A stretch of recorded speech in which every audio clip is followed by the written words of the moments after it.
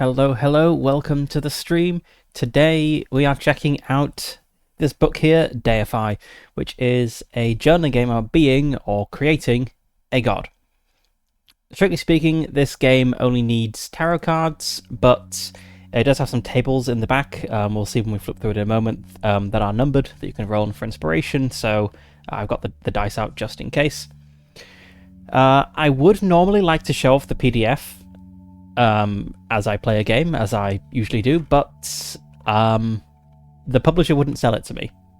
I tried to buy it, as I always do, and they, everything went through. They charged my card, and then they declined the transaction and reversed it. Bit weird. I thought, okay, maybe it's a problem with the card. Let's try another card. Same result. So I guess the publisher doesn't want me to have the PDF version of this game, so we're using the physical version.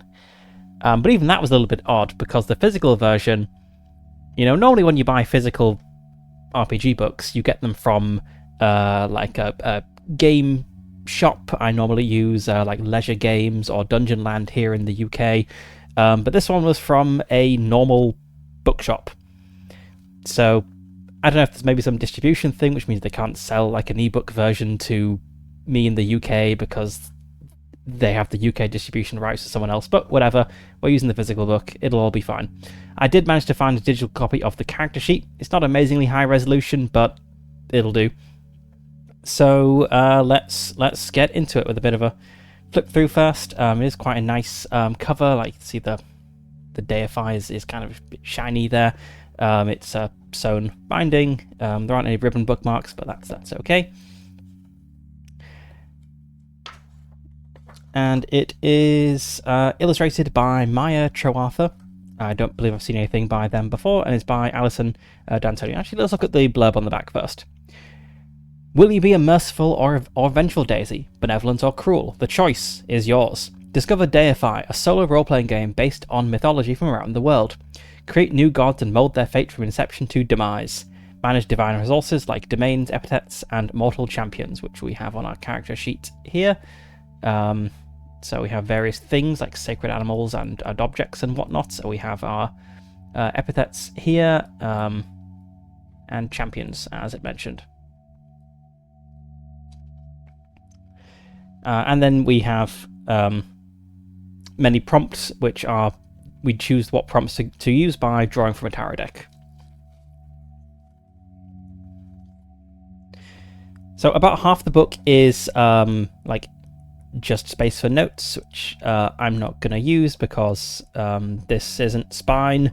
I normally don't write in my books, especially when it's like a nicely printed version, so we'll just be using the virtual tabletop for that. So, Deify is a creative writing RPG that allows players to chart the story of a god from the moment they are thought into existence to either the death of their final follower or until they are abandoned by their last believer. Based on mythology from around the world, Deify is for the people who spend all night reading about gods and monsters, heroes and tragedies. This is your opportunity to live those stories and make them your own. Create and develop your deity's life by answering story prompts and managing attributes, all navigated by the pull of the cards. Watch as your god transforms throughout their lifetime, changed by the people and events they encounter. How you keep track of the story is your choice, but you may use the notebook in the back of this book to express yourself as you see fit, whether that be prose, poetry, or even sketches. We will just be making prose notes on our whiteboard, and there's some thanks to the playtesters. And then here we have a little sample god. Gallia, the enduring one, god of strength. A mother's knees start to buckle under the weight of a boulder as her babies lie beneath her. Alone after a landslide, the woman prays not for physical strength, but for the strength to endure, to hold on until help can arrive. Created in that moment, Gallia infuses the mother with her godly strength, taking the woman's burden as her own. The mother survives, and as the legend grows, more children see the enduring one as their protector, adding their wishes to the weight of the stone always on her shoulders. But Gallia never complains. She is responsible for the children's happiness and safety, and she bears it with pride. So we see this depiction of Gallia here with kind of animal face and like a bear snout and eyes, I guess, in her hair. She's holding this big rock, and there's bear cubs beneath her. And there's not really much to the rules. Most of the book is prompts. There's really only these few pages here. So the game is run by pulling cards from a tarot deck or by using a standard deck of playing cards and an online generator. First, separate the minor and major arcana cards. We've done that here, so we have our major arcana here and our minor here. During the game, you'll draw one card from the major arcana deck, followed by 3 from the minor arcana. Follow this pattern until you pull the world. Each card corresponds to a specific prompt. These will often feature conflicts your god is experiencing. The prompts will also affect your character's attributes, changing how they develop as the game is played. Players choose how to resolve these conflicts before moving on to the next pull. And then it says you can answer them how you like. Minor arcana cards are minor events your god is experiencing. Major arcana cards are big changes. And major arcana cards can modify the rules of the game. The game begins with, there are 4 major arcana cards that have special meanings. So there is the Fool, which we always begin the game with, so we have that here. Then the Chariot signifies the start of the prime phase, where a god settles into their power and understands how best to influence the world around them. The Tower heralds a god's decline phase, where through their own actions or the actions of others, the god's influence begins to wane. And finally, at the end of your god's life is the world. Here, your following and power are completely gone and you fade into oblivion. For the minor arcana, cups represent worshippers. How do believers pray to you? What kind of altars are built? What offerings are given? This will often influence the ways that the god interacts with their followers, as well as explain later domains or epithets. Wands concern your relationship with other gods. These may be your siblings, anthropomorphized phenomenon, or even other versions of yourself. Swords dictate your champions. More than just worshippers, these are those chosen by the god and represent their god's will on earth. They are easily lost, but no less precious. And finally, pentacles determine how you interact with the mortal world. This can determine the outcome of wars, weather patterns, or even the birth of a new species. So, jumping back over here, the game begins with the world, and we shift through these phases. So, you begin in the birth phase with the Fool, you shift to the prime phase after the Chariot is pulled, and enter the decline phase when you pull the Tower. It says you can enter these 2 phases in any order, but if you wish a more seamless story, you may choose to remove the Tower from the deck at the beginning, and put it in when you draw the Chariot. I guess we'll do that. So we want to keep out the Fool because we always begin with that, but we'll mix in the Chariot and the world, and once we draw the Chariot, we will mix the Tower into this deck as well. Let's just shuffle this. I guess this does mean that we could get to the world before we get the Tower, I suppose. If the first major arcana card of these 4 special ones we draw is the world, we would kind of skip the Chariot and the Tower. There we go. That's shuffled. The player can continue to choose playing the player can choose to continue the game before playing the world for as long as they wish. But for a quicker game, players may choose to pick the Chariot as their first major arcana pull after the Fool, the Tower as their second, and finally the world. Okay, so I guess we actually can just put the world in whenever we want. Okay, I'll take the world out then, I suppose. So we'll start with the Fool. When we draw the Chariot, I'll mix in the Tower. When we draw the Tower, I'll mix in the world. Okay.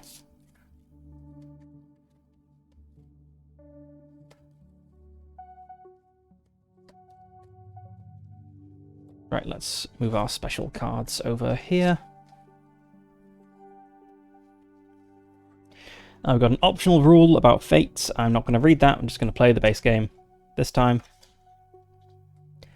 Creating your deity.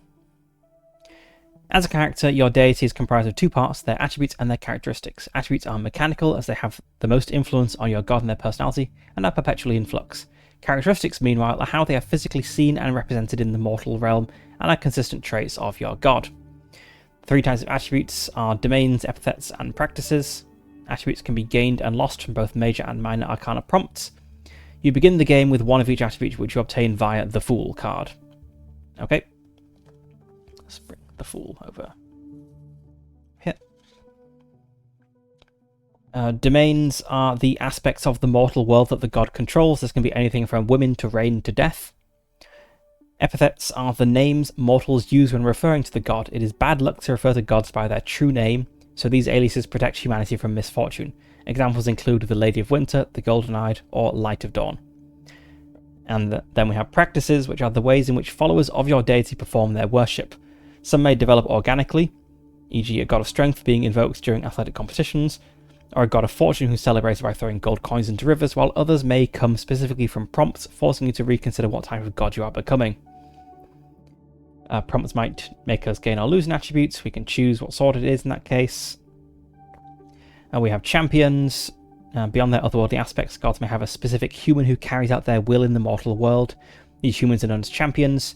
Champions are watched over by their god, and their backstories and actions should reflect that. A champion for a god of love could be a prosperous matchmaker setting up happy couples, or a devious heartbreaker with a new beau in every town they visit. Gods can only have one champion at a time, and if a prompt requires the player to gain a new champion, then they will lose their current champion.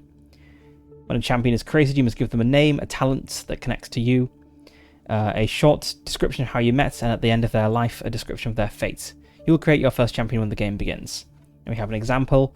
Kal-El, a healer, the only survivor of a plague-decimated city. You taught them how to heal the very condition that cost them everything.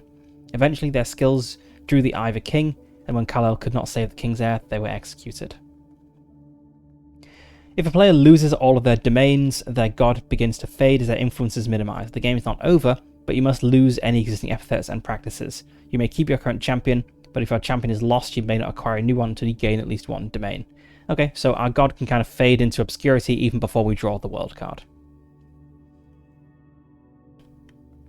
Characteristics. While a deity's attributes are constantly altered by the mutability of mortals and their fellow divinities, their characteristics tend to be more static, representing those parts of your god that exist across different cultures and time periods. There are 4 types of characteristics: sacred places, symbols, appearance, and associated deities. Sacred places are locations in the mortal world that humans respect as belonging to you. This may be the place where your first followers lived, a mountain that you helped to create, or even a city that sees you as its patron. In a similar vein, symbols are individual elements of the mortal world that are protected and revered by your followers. There is likely a story attached to your physical connection to the mortal world, such as a belief that you often appear to humanity as a specific creature, or your creation of a medicinal herb during a plague. On a smaller scale, a symbol may be an object related to your domains or epithets. For example, if you have the harvest as a domain, you may have grains as your symbol, whereas a deity with the war domain could have a sword and shield as their symbol. Though as a deity you can take many forms, there are usually some physical traits that remain the same across incarnations. Your appearance is not a detailed description, rather it is those small physical consistencies across your incarnation. If you are the god of the moon, perhaps you always have slightly luminous eyes, whereas a god of nature may appear as a specific animal rather than as a human. While other characteristics concern your representation in the physical world, your associated deities are the gods with whom you have been connected or conflated with in mortal mythology. These associations can be anything from a familial relationship to a rivalry, and should influence your prompt responses as your story progresses. Whenever you record a new deity, categorize your relationship with them. And we have a little sidebar here. Your first associated deity is likely a deity who already exists in the world and is connected to your first follower, but it could also be a god that is created alongside you. You should provide a name for the deity, a single domain, and a brief description of your relationship. Alright, character creation. Let's get to it. So an example. Let's read out the character creation and then we'll look at this example and see what we got here. So character creation begins by following the prompt for the Fool. Okay. And the prompt is, you are just a thought, but that thought is enough. You have been conjured into being. Describe your first worshipper and how they came up with your first practice. What were they thinking of when you were created? That becomes your first domain. Lastly, what do they call this new figure they have imagined? That becomes your first epithet. This worshipper also becomes your first champion. Okay, so we'll begin the game with a domain, epithet, practice, and champion. And then after that we just have all the prompts. Okay, let's make our god and then we will have a look at this example to see if we're totally off base. And it would be nice if it laid slightly more flat. There we go. Let's see, have I got something I can use to hold this open? Let me grab the first heavy object that comes to mind, a spirit level. Here we go. And I was actually thinking maybe we'd be a god of like agriculture, but given that I needed something, the first thing that came to my hand was a spirit level. Maybe we can be like a god of like construction or engineering or something. That seems fun.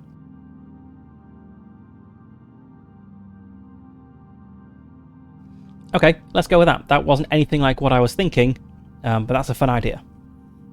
So the character sheet is going to be a little bit awkward because we don't have much horizontal space for this.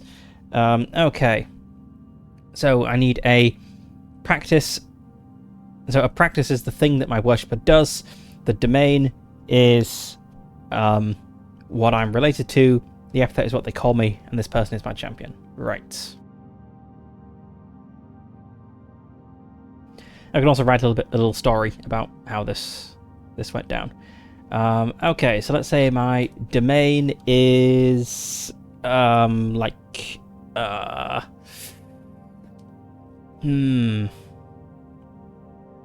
they're all good options, like engineering, architecture, construction, and they can all easily branch out into the other ones. Let's go with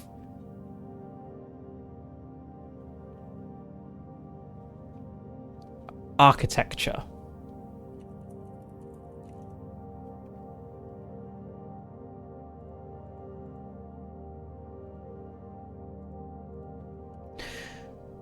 So I'm picturing that our first worshipper is maybe an architect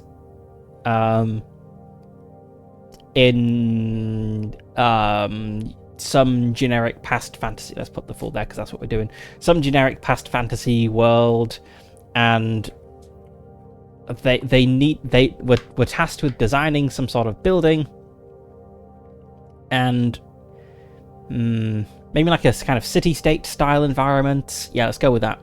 They're in a city-state, and they've been tasked by the king or the temples or whatever, some important patron, to design some structure. And nothing came to mind. They were stuck. They couldn't come up with a good idea, and we were there to inspire them. So epithets, we can have the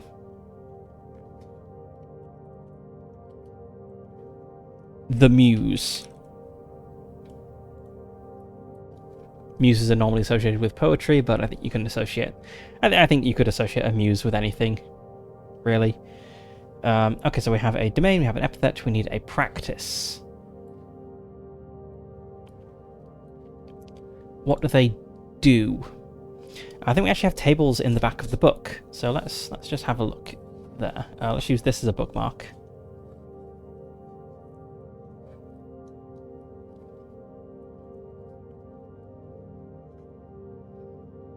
We also should get a name for ourselves as well. We got a D100 table of names. Let's shove all these dice out the way, and let's roll for a name. Where are my D10s? Our name is... Our true name is Wynar.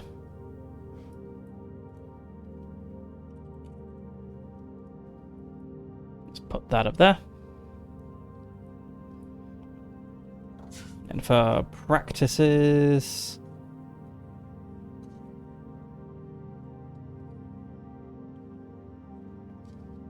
we have 40.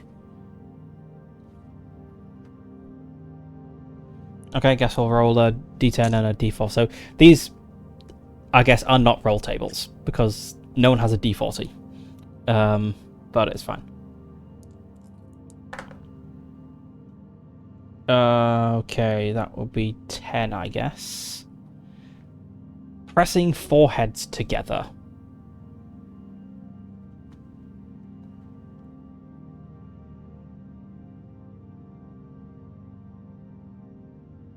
Pressing foreheads together.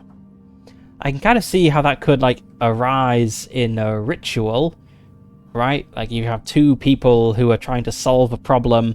They, like, press their foreheads together and, like, close their eyes and think about the problem and call upon the muse to inspire them.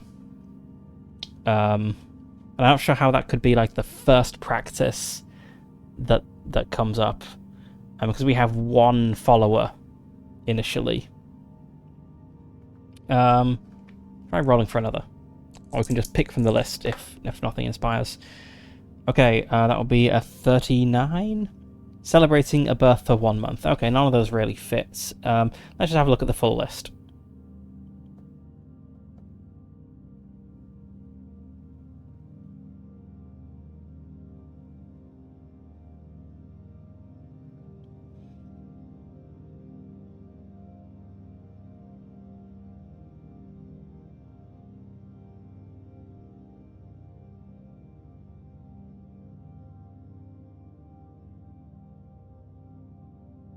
Hmm.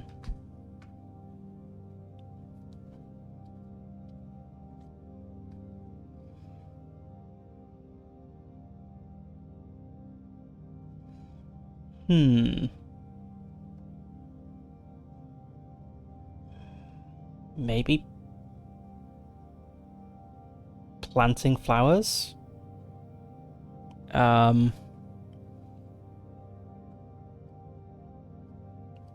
Like the meditative act of gardening calms the mind and allows inspiration to flow in.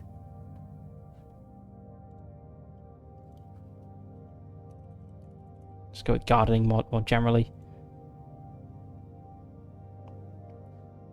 Okay. We need a name for this mortal. Our mortal champion.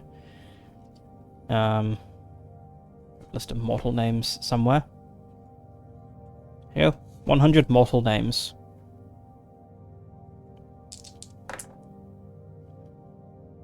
Abel. That's perfect for an architect.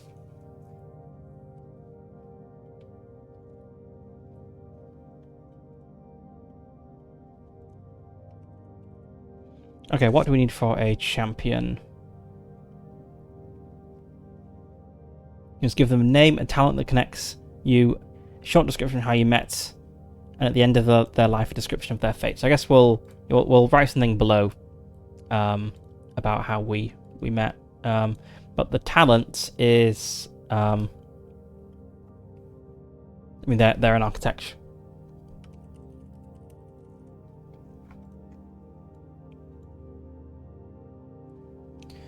Okay, let's write something. So, I guess let's note down which card it was.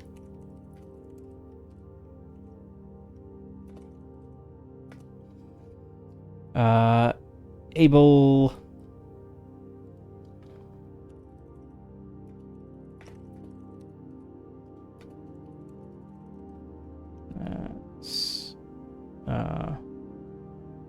Yeah, that's fine.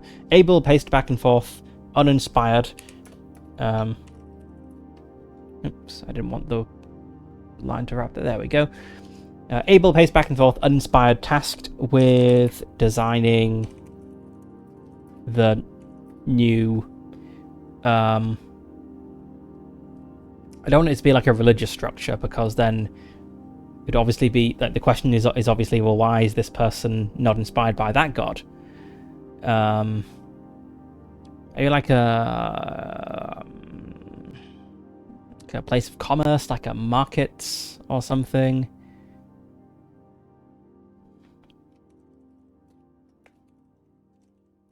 Then I could plausibly be associated with like a god of like commerce or trade, as my first associated deity.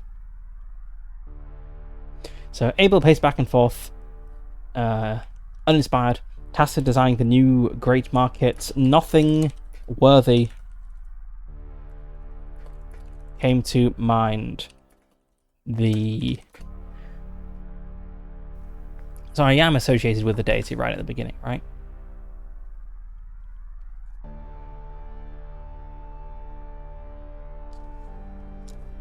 Let's see, associated deities.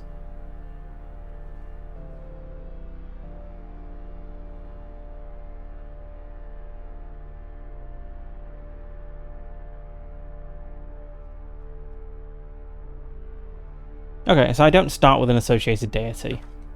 That just means it's not going to be on my character sheets. There could still be a relevant god of commerce here. So Abel paced back and forth, uninspired. Tasked with designing a new great market, nothing worthy came to mind. The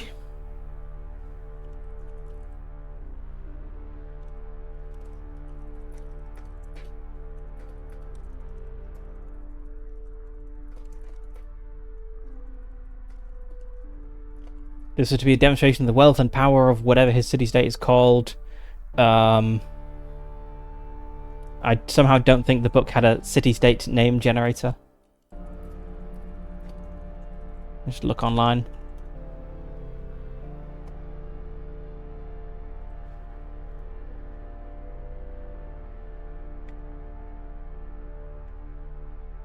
Kellen.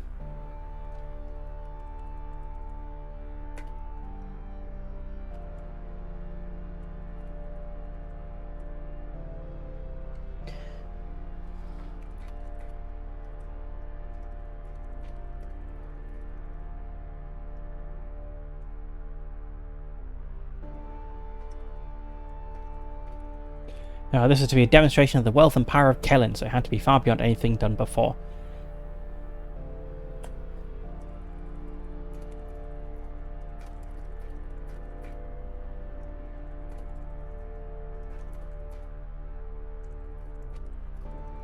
Eventually he gave up for the day and went outside to tend to his garden, and during the meditative calm, heard a voice.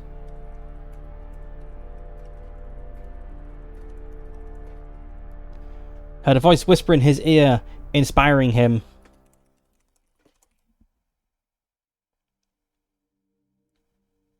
I guess just inspiring him. It's fine.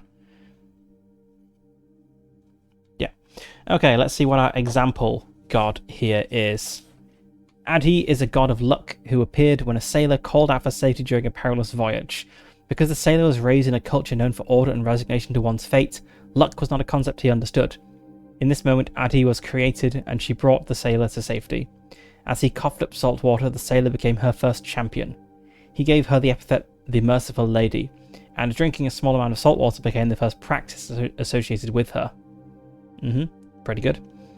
As she was born on the sea, the deck of a ship became a sacred place to her.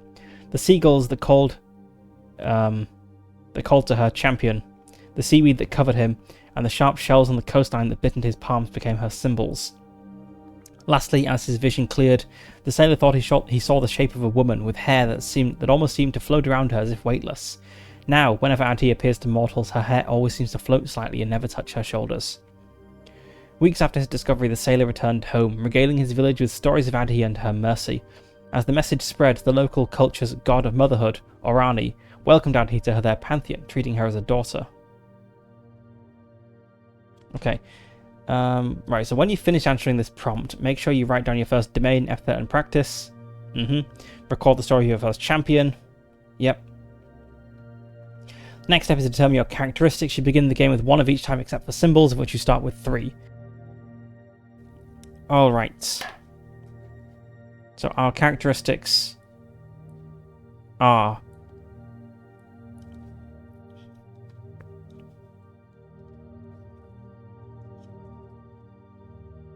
So the characteristics are the symbols, places... Yes, places, symbols, appearance, and associated... So we do start with an associated deity. Okay. Right.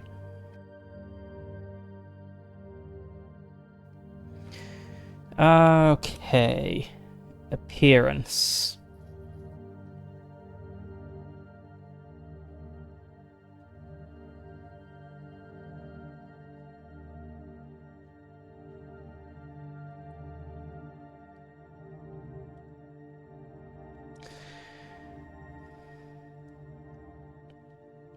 I guess this would come more from the story.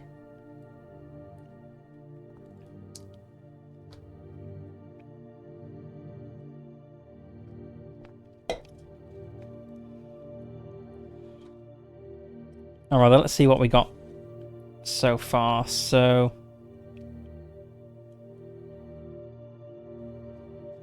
alright, 3 symbols. I guess that's sacred objects. So let's have a spirit level.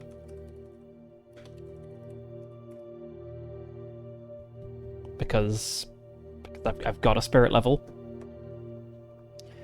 Like a trowel. Because that's what you use for gardening. And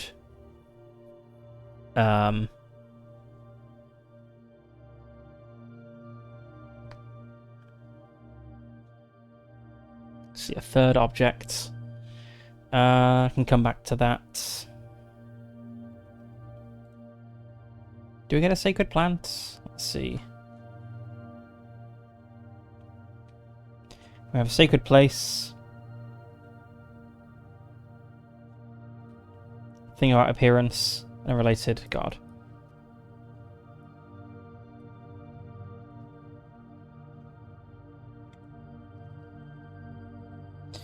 Okay, so in the example, the deck of a ship is a sacred place, so it doesn't need to be like a single place. Let's say that the sacred place is, a garden.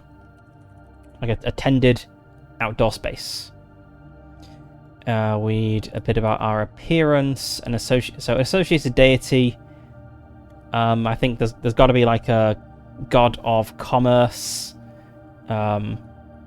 who we are maybe identified as a subordinate of.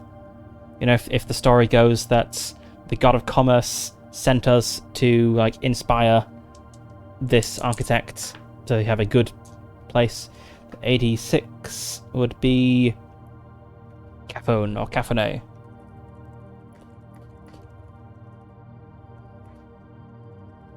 Let's say that this is our god, not god, boss.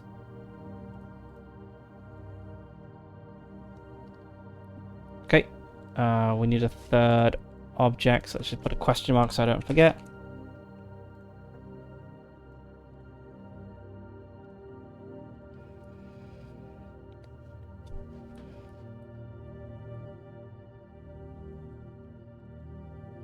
Abel is an architect.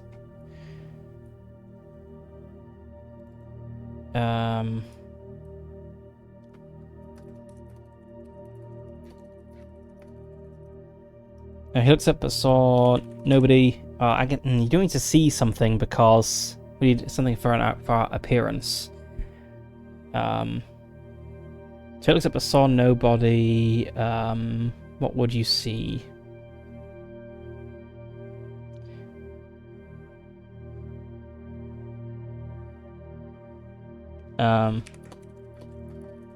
But for a moment, let's say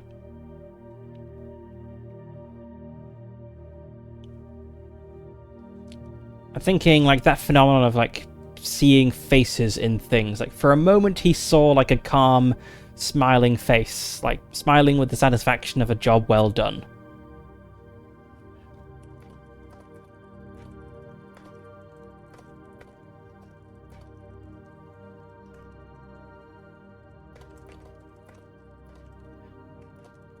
In the something. So where's this face gonna be? In the leaves.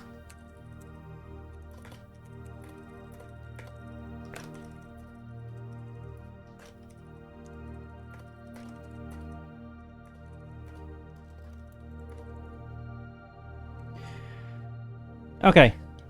Right, so our first prompt is Abel paced back and forth, uninspired. Tasked with designing the new great market, nothing worthy came to mind. This was to be a demonstration of the wealth and power of Kellen, so it had to be far beyond anything done before. Eventually he gave up for the day and went outside to tend to his garden, and during the meditative calm, heard a voice whisper in his ear, inspiring him. He looked up but saw nobody, but for a moment He saw a calm face, smiling with the satisfaction of a job well done, in the leaves. Abel knew then that Caphone had sent a muse to him. So, appearance, maybe I'm always depicted surrounded by leaves.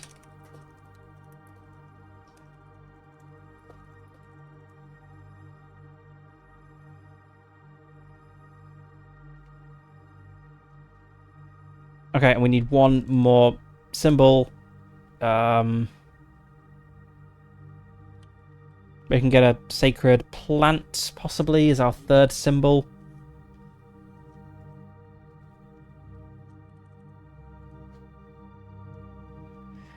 Sacred plant can be the hedge. There we go. Okay, this is a very nature-inspired architecture god, but that's fine. That's okay. I think we've got everything then. Let's just look at the example to make sure I haven't missed anything. So we've got a name. We have our domain. Epithet practice.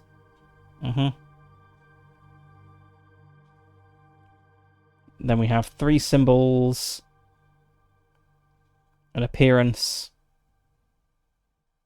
And a relation to another god.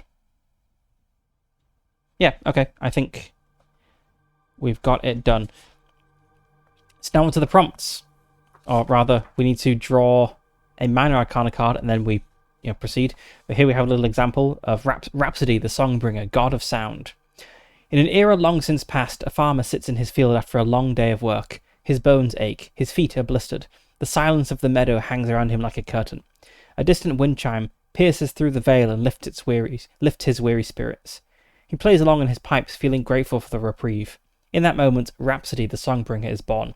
She dances around the world on a whistling wind, bringing whimsy to those who need it most. She never takes the same form twice, yet her followers always know her by her wild hair, like that of a woman who will never stop dancing. Okay, right, we're in the birth phase. So let us begin. Got the 7 of Swords. And let's just see, what did it say the different things were? Swords, so cups represent the worshippers. Wands, your relationship with other gods. Swords, your champions. Pentacles, how you interact with the mortal world. So something is going to happen with our champion immediately. So 7 of Swords. Many champions are strong, brave, and courageous, but there is another value almost always forgotten: cunning. A new mortal has intrigued you through their shrewdness. What do they do to catch your eye? Gain a new champion along with a new domain, practice, or epithet to reflect your new affection for those who will do anything to gain an advantage. Ah, okay, so I'm a very cunning person. And does that mean that my old champion dies? Let's see. Champions. I know I can only have one champion at a time, but does he actually just die now?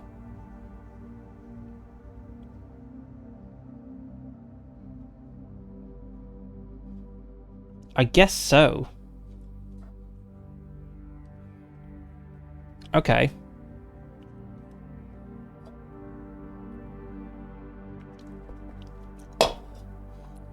Someone cunning who we can kind of somehow tie in with architecture.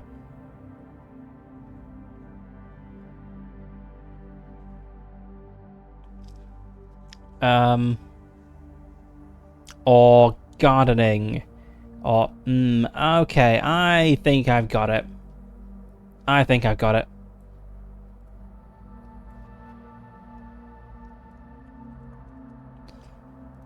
going to have our next domain be mazes.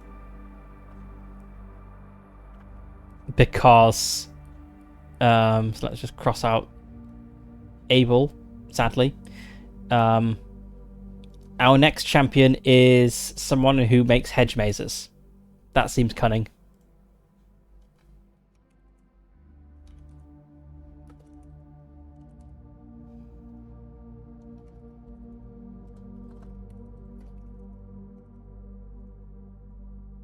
Okay, let's get a mortal name.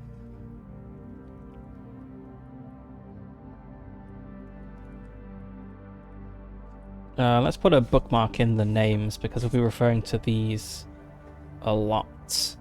Let's use the Fool as a bookmark back here.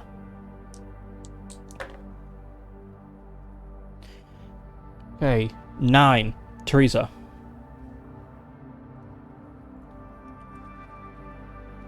So I guess time is passing here.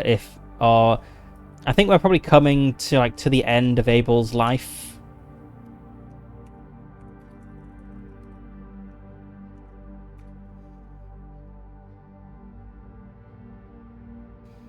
Maybe I think maybe Abel kept the secret of his inspiration to himself.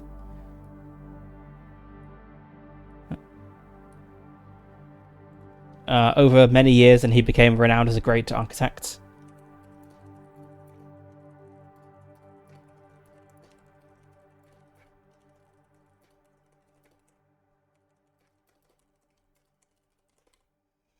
Abel kept the secret of the muse to himself and eventually became known as a great architect. Let's see, to himself and his closest disciples. Eventually becoming known as a great architect. And also establishing a mystery cult.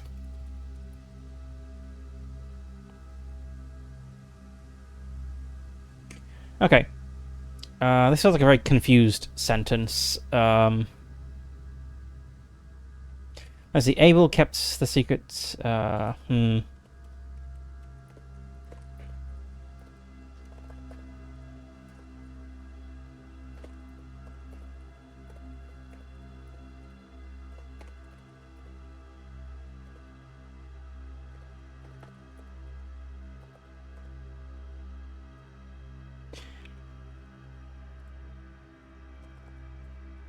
Abel initially revealed the secret of the muse only to his closest disciples, but this grew into a mystery cult.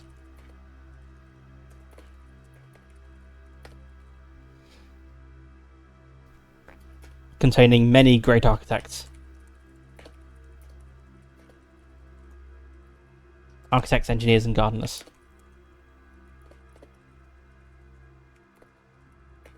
They saw all of these as aspects of one.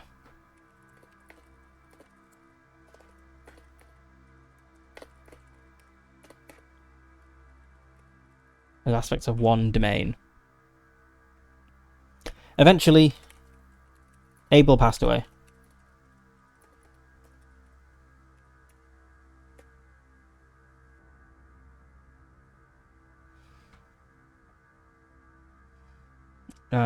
Let's see, maybe like the focus of the worship had been shifting for a little bit.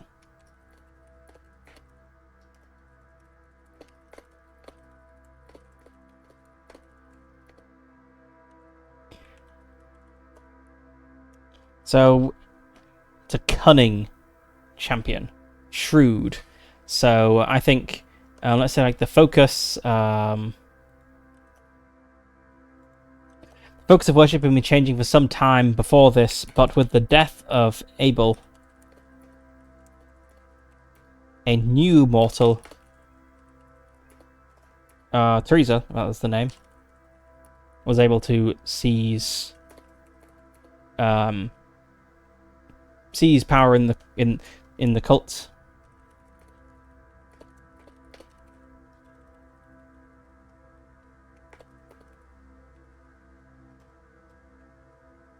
Teresa, the maze builder, was able to seize power in the cult, and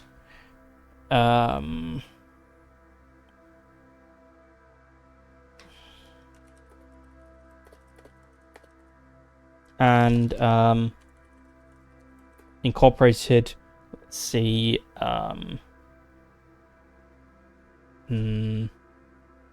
I don't want to say like incorporated mazes into the belief system. It's more like, how is this like a natural evolution of architecture?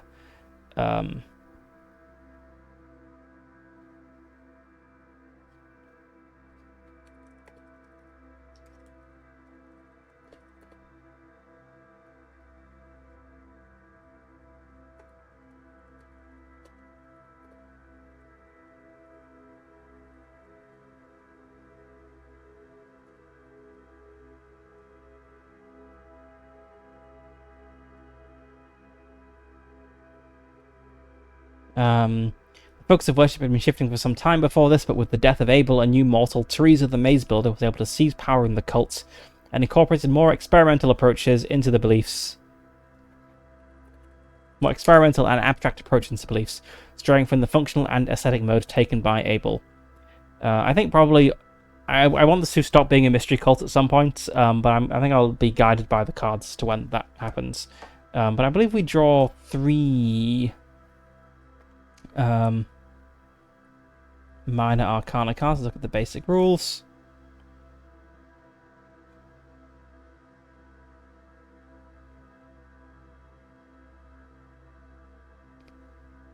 Yep, you draw 1 major card, 3 minor cards. Okay. The Ace of Cups.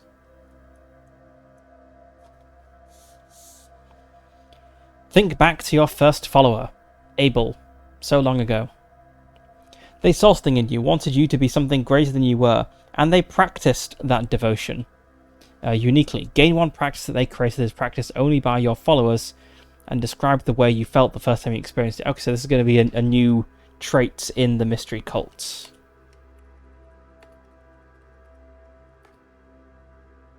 Let's turn to our table of practices, and maybe this is where we get something weird.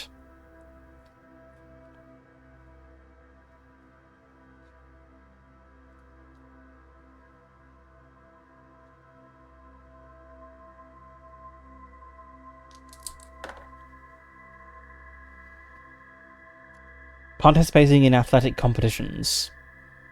Actually, no, let's go for the press and foreheads together. The first thing I rolled. Yeah, that makes perfect sense.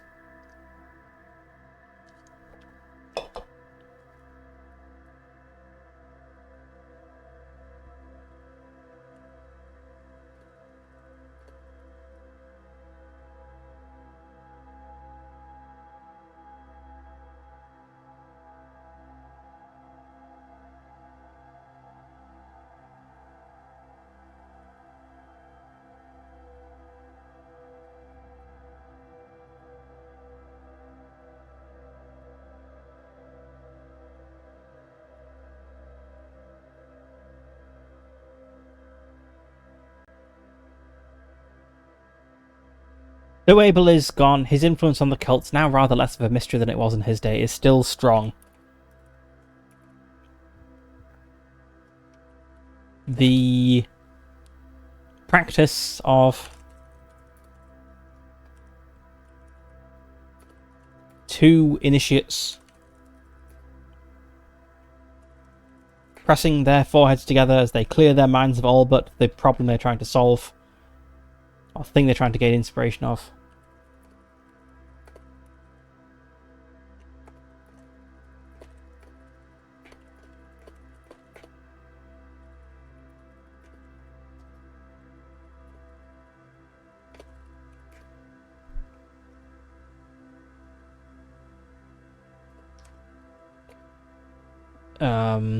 Attempting by the combination of their efforts to draw my attention more directly.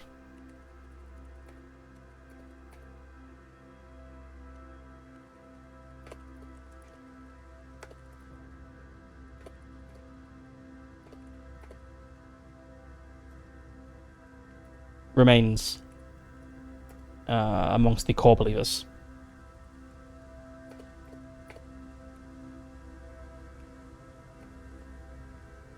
I should say remains.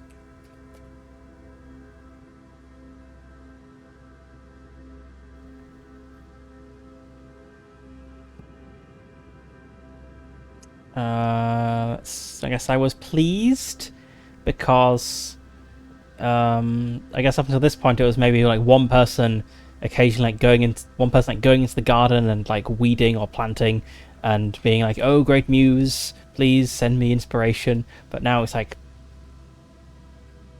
more direct. Yeah, I think I was pleased by this dedication focus.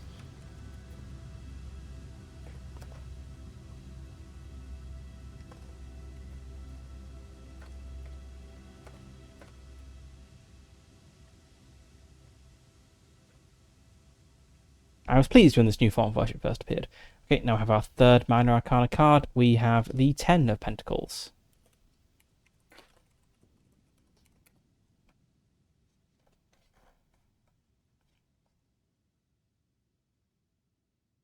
Oh, right. Yes, we have different prompts for different phases. Okay, so we're in this phase here. 10 of Pentacles.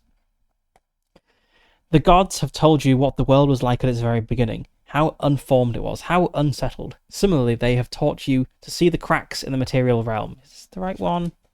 Yep, this is red, birth phase. Similarly, they have taught you to see the cracks in the material realm where the world is still changeable. You have found one such place. Describe it and how you can sense the potential for something new. Gain an epithet or practice related to creation or discovery, but lose a domain as your newfound knowledge comes with a price. Lose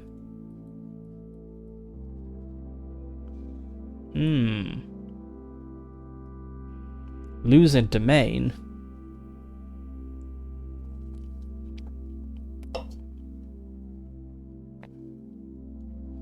Okay, I was saying that, yeah.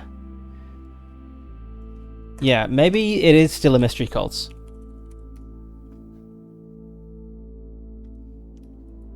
And maybe it's kind of become such a mystery that now the original focus on architecture has gone away, and now it's entirely focused on, like, mazes and secrecy and that sort of thing.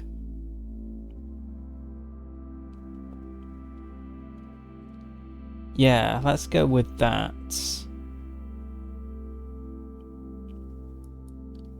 I'm gonna get a new epithet, which I will be. Let's see. We have epithets here. Let's have a look to see what inspiration we've got.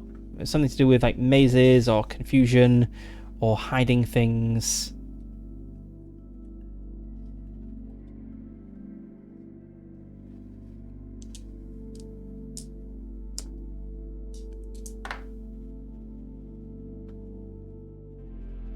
The grieving one, I don't think that fits.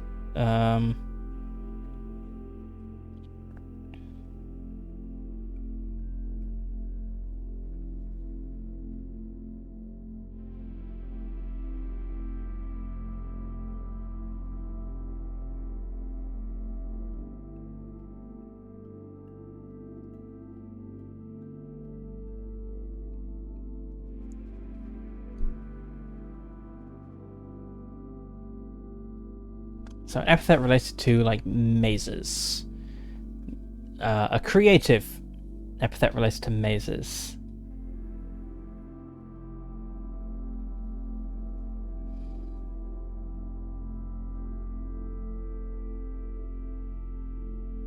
Concealer of secrets. Okay, let's get rid of architecture.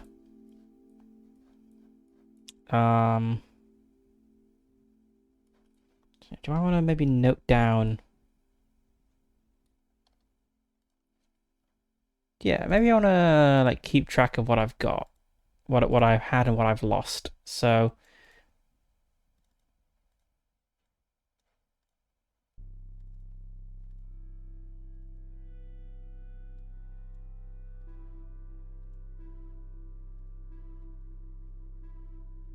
let's have slightly smaller text so I can cross things out here.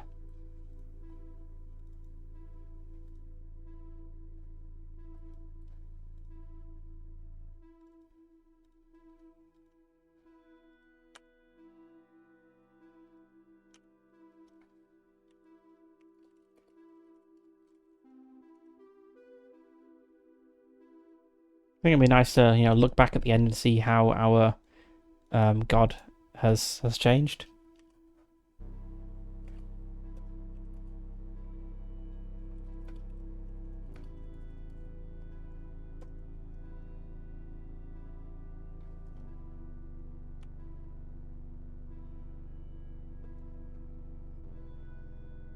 Right, so its architecture is crossed out. We've added our new epithet, the Concealer of Secrets.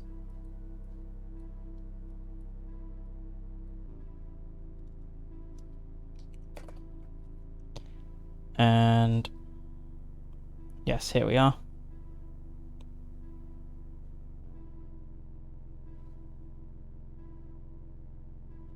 So I have found some crack in the material realm where things can still be shaped, which I'm tying into mazes somehow.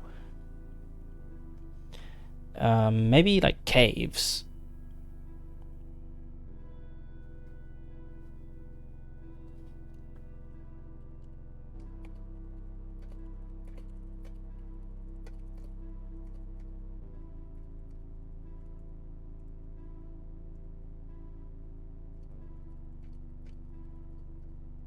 The other gods have taught me where the... Not the older gods, let's go with that.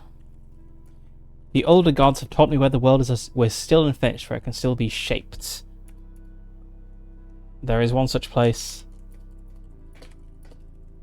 Beneath... What was the city-state called? Kellum? Kellen.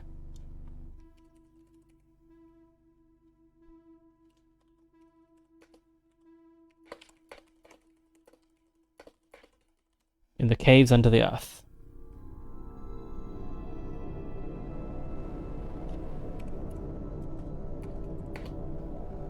I can shape this to be a refuge for my followers.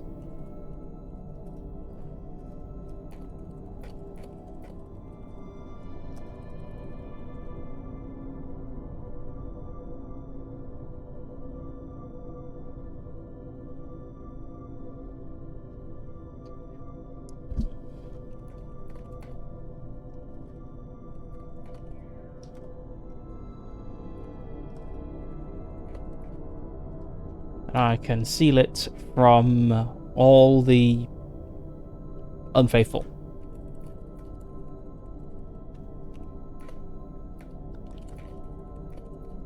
I reveal the path to my chosen,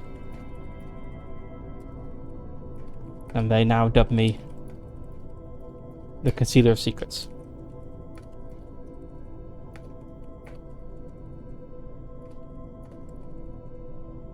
Let's just note down we had this happen. Okay, so that's 3 minor arcana cards, so we get our next major. The Empress.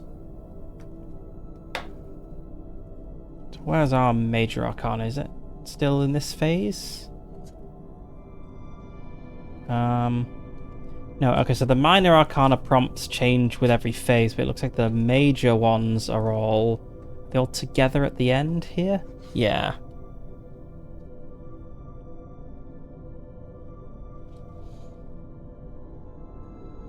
The Empress. You have a child, a deity like yourself.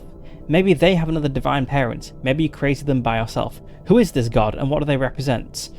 Gain a new domain or epithet related to parenthood. Additionally, add your child to your list of associated deities.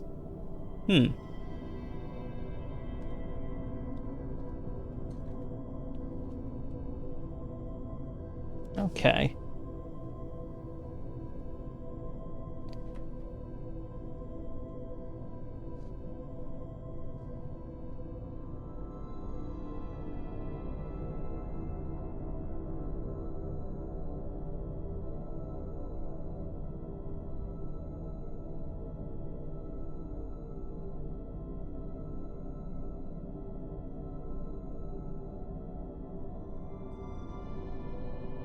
Huh, really? That's interesting. I assumed the pentacle was because of the 5.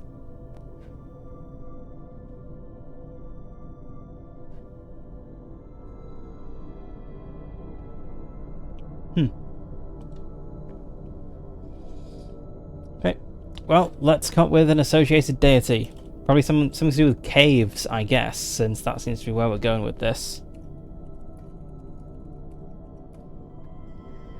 Okay. So I have another god.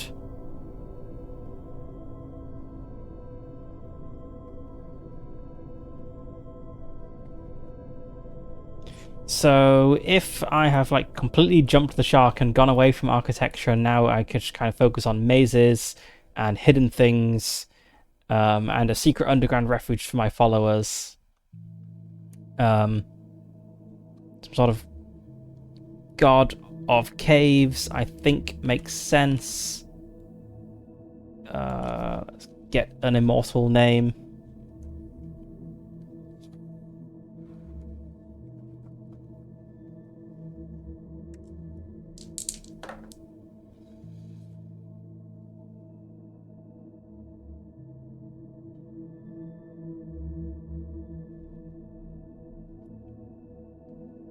Oh, interesting. We should start putting like 6-pointed stars or something in a circle and convince everyone that they're called pentacles. Our child god is called Mema.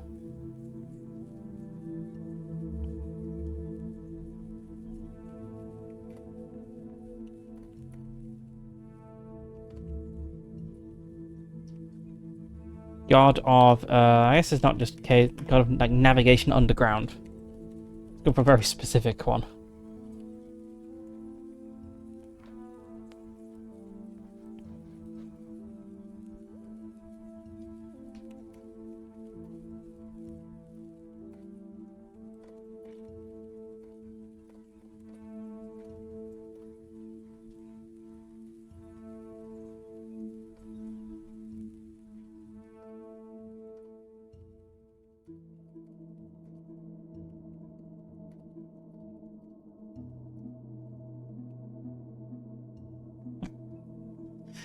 My followers now dwell in darkness much of the time, in the maze-like caves beneath Kellen and other city-states where my cult has spread. Let's see. This shift in the focus of belief leads to an aspect of myself splitting off and becoming a deity in its own right.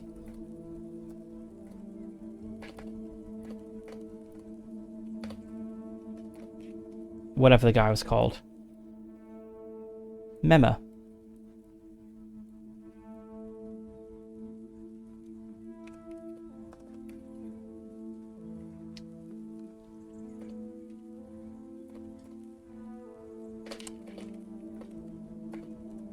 Mema, the child god of navigation caves, whose cries can be followed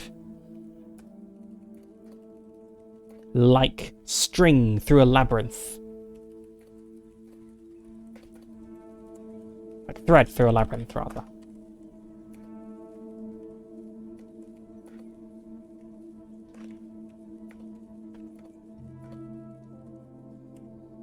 Okay, I could get a domain or an epithet. I only have one domain right now, so I feel like having a second domain would be good. And domain relates to parenthood.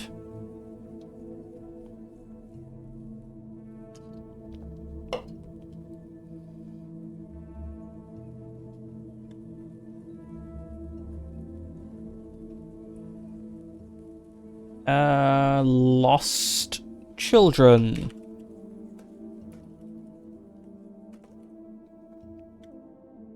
If my child is an eternally crying child, and you can follow their cries through caves to not be lost, being god of mazes and lost children fits. Okay, that was my major. Now we've got 3 more minors. Got the 8 of Wands.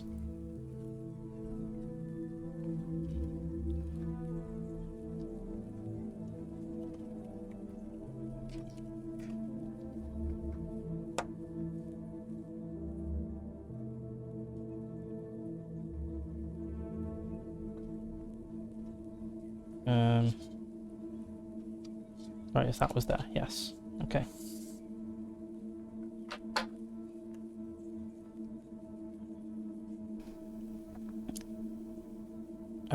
Eight. 8 of Wands. All of the other gods are bogged down by their history while you just want to be free. Your youth allows you to feel as fleet as foot as the very winds.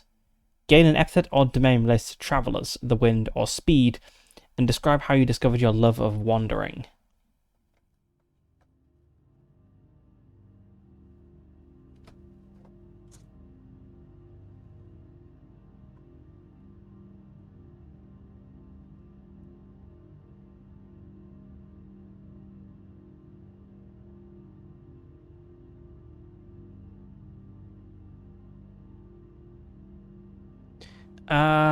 I think we can explain my love of wandering as like my cult has spread now, and so I'm kind of in many places, going between where my worshippers are.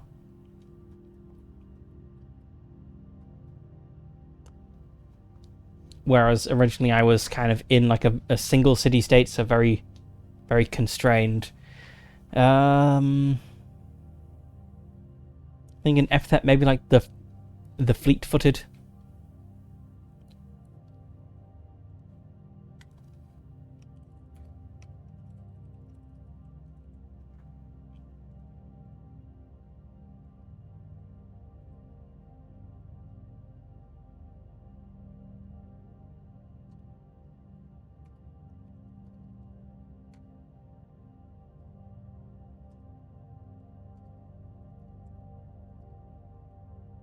My cult has spread to many cities,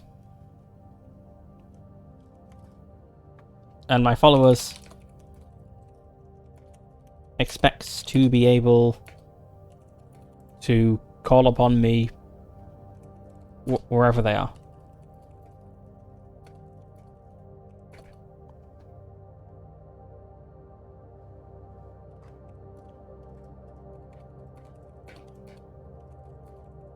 I find I quite enjoy travelling across wherever we are in the world, like fantasy Mesopotamia.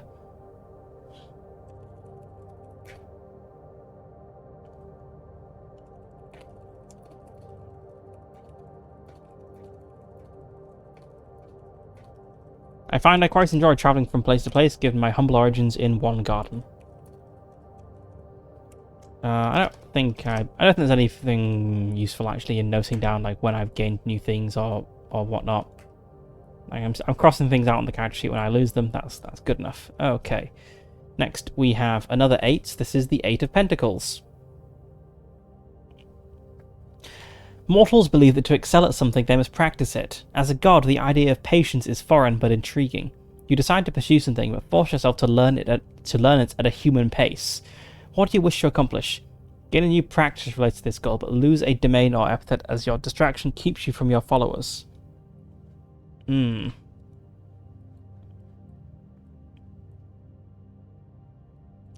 I think the Lost Children domain is very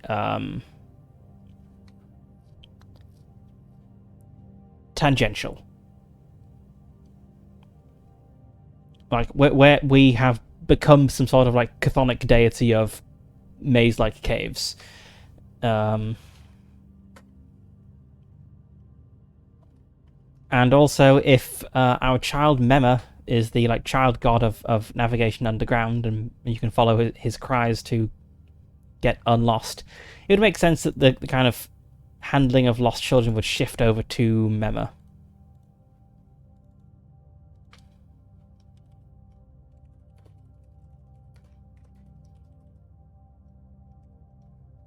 So let's cross that one out, and let's gain a new practice.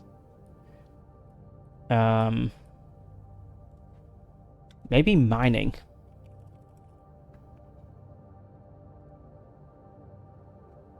If we're in caves, I think actually modifying caves makes sense. Also, I guess Teresa the Maze Builder is still alive, because we've not lost them as a champion yet. So this big shift in like focus, this kind of reorientation, like completely away from architecture towards like caves and stuff, is all happening in the lifespan of a single champion. So maybe she's really driving a lot of this change.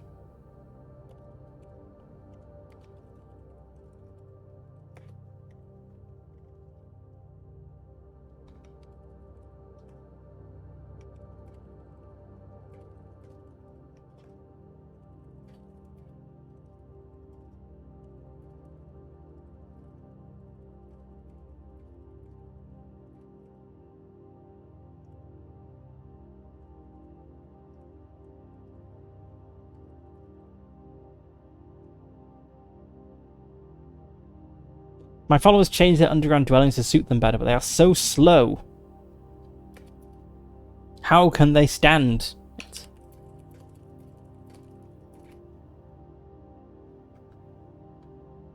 I decide to give it a try and incarnate as one of them, hiding my divine nature and join and work alongside their miners.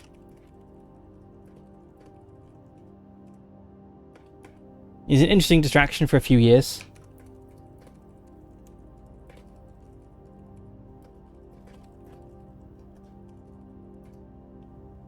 When I return to the heavens,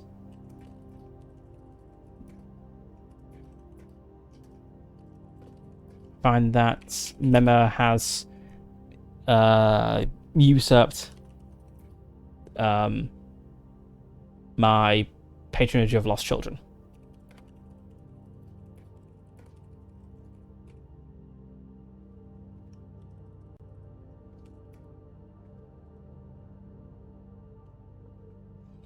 Okay, I guess that's like a discard pile up here. So we now get a third minor arcana card, and then we get a new major.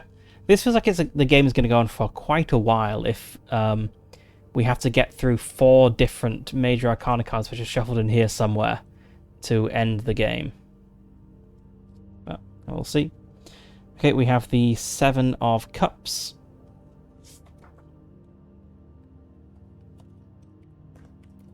So we may not get a god fully done right now. Or maybe we'll, like, speed up if it's getting really late and just whiz through the last few cards. Okay, there is something wonderful in a good trick. You see the way it makes your mortals laugh and feel the warmth their joy brings you. What prank inspired this revelation? Gain the domain Trickery and either the epithet Trickster or the practice A Good Prank. That fits with the whole maze thing, I think. Also, let's look up champions. Like, does my champion never just like die of old age, or do they only go away when a card says they go away?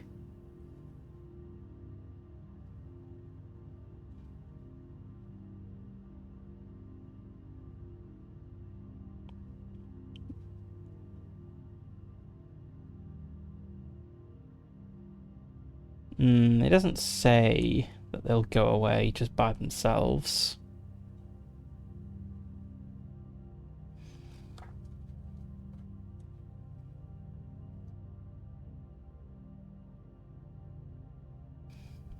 I guess my champion could be like passing it down. They could it could be like a dynasty of champions who are all kind of similar in a way.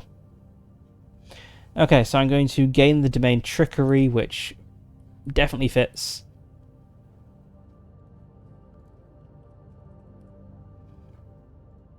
And the epithets.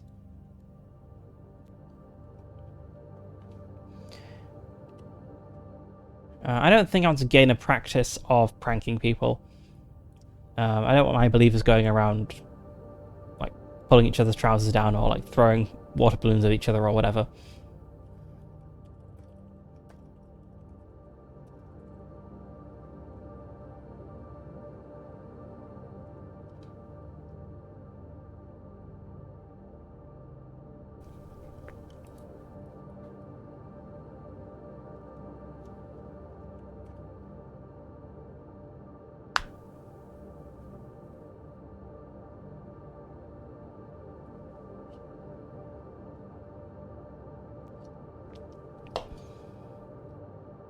Okay, so what made me realise I enjoy Trickery? Since I've got this whole cave thing going on, I should really have a domain of caves, I suppose, when I next get the opportunity. If all of my followers are now like weird hermit people living underground. Maybe I saw someone surprised by some sort of underground harmless creature.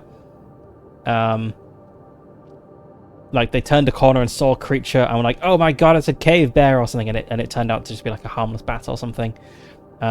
And I thought, ha, that's funny. That could be it.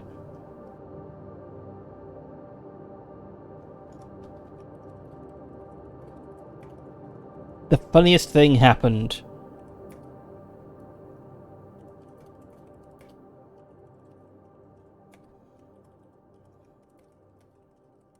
I was watching one of my followers travel the caves, and yeah, let's go with that. They were surprised by an animal and nearly fell over themselves in their haste to run away by a harmless animal.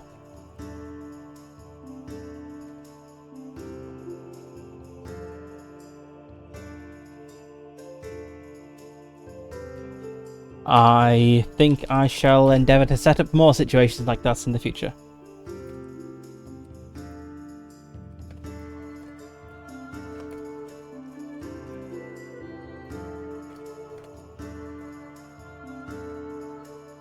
Alright, so that was 3 minor arcana cards, so now get a major. We have the Hanged Man.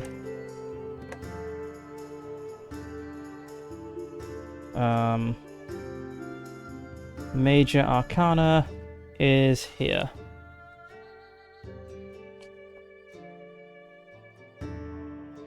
The Hanged Man. It is all too much. The world, your fellow gods, you need it all to stop. So you do. You stop existing. Not permanently, just for a time, but that time is enough. When you return, you find the world greatly changed. What is different, and how do you feel about those changes? Gain the domain of the past and the epithet the old god. Edit your appearance on your character sheet to reflect your age. Okay, I feel I can't have my champion still at this point. Surely, if I disappear for like a century or whatever, surely Teresa the Maze Builder is long dead by now.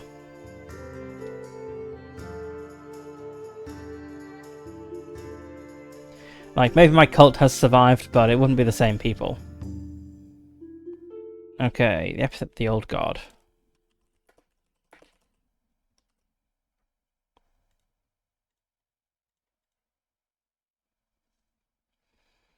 Become a saint?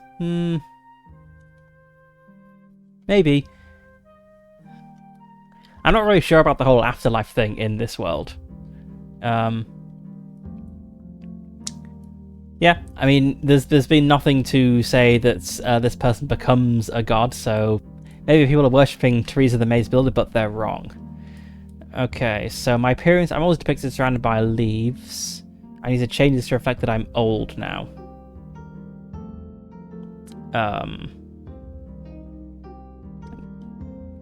Dead plants.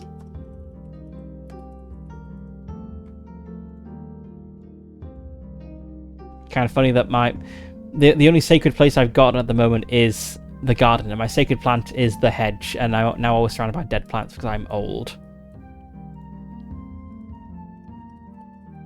Got the past in here.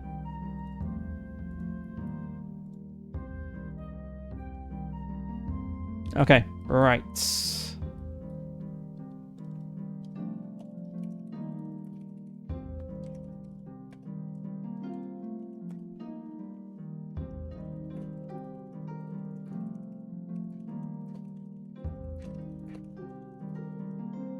It's all just too much. These mortals, their petty concerns, their brief lives.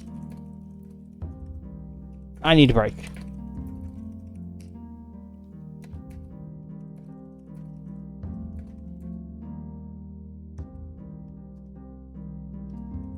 I step aside for a while, a generation or two,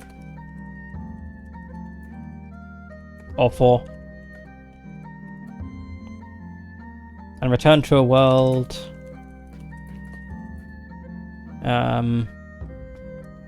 Let's see, how has the world changed?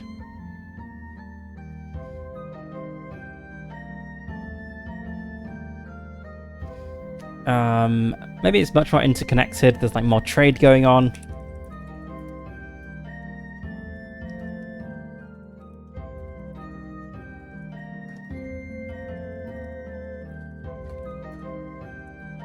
and return to a world much more interconnected and populated. Now there's even more of them.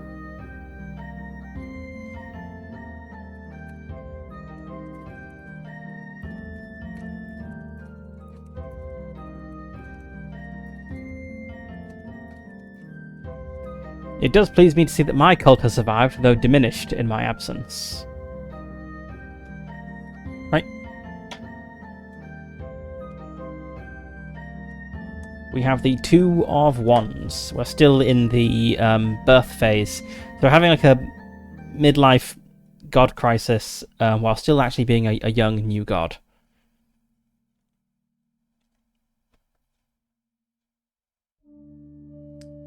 Barren or overgrown by weeds. Yeah, let's not go for dead plant. Let's go for weed, like twisted, what's the word I'm looking for? Tangled weeds. It's a good appearance.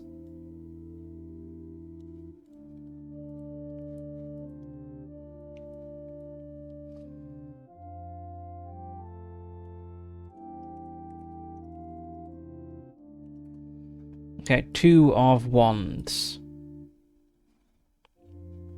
You have drawn the attention of a pantheon. Smaller than some, but still a collection of gods with power as great or often greater than your own. Gain a practice that binds you to these gods. Describe both the culture that unites this pantheon and the first few gods whom you meet.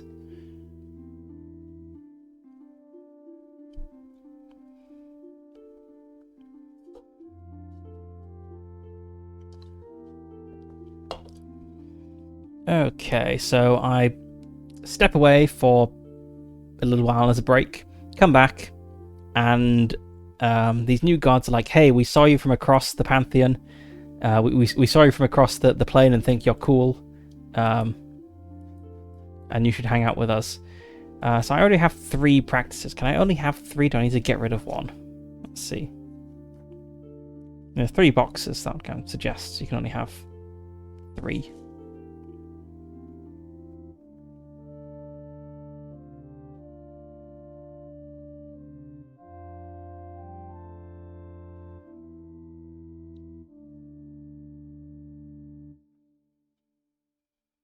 It doesn't say you can only have 3 practices.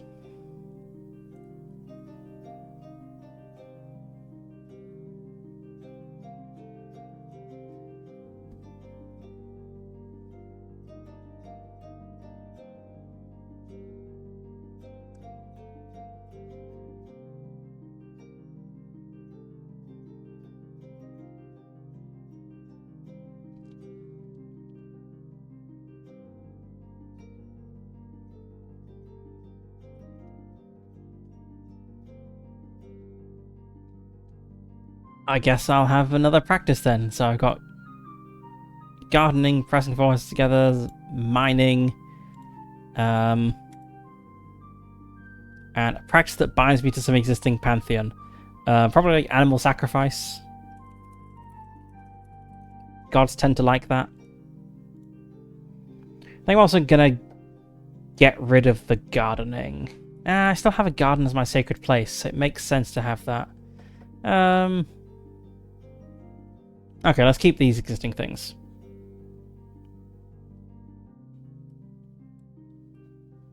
So that's a practice. Yeah, okay.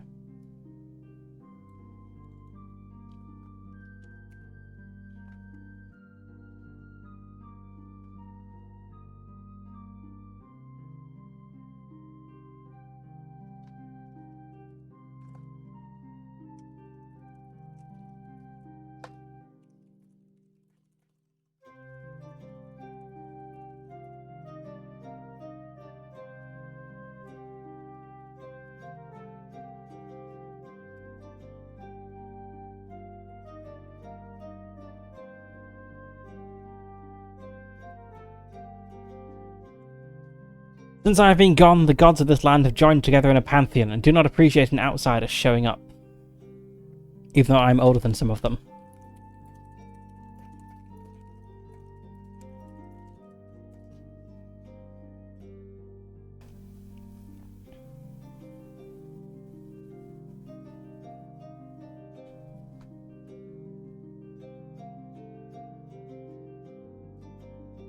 Yeah. Many gods have been absorbed as aspects of others.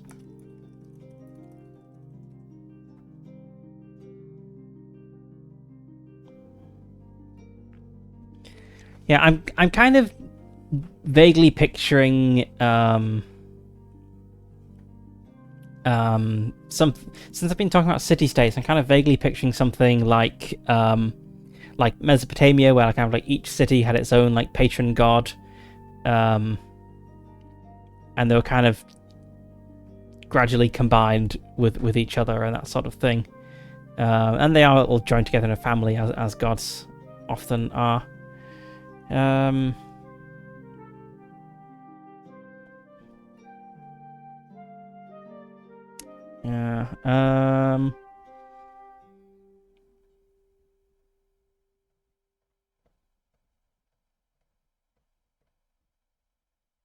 Yeah, like an alliance would kind of fit.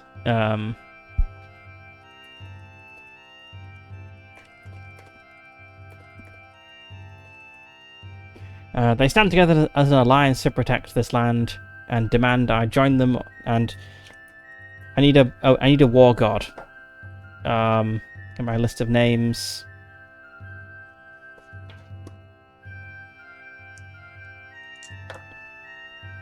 $37. Gone.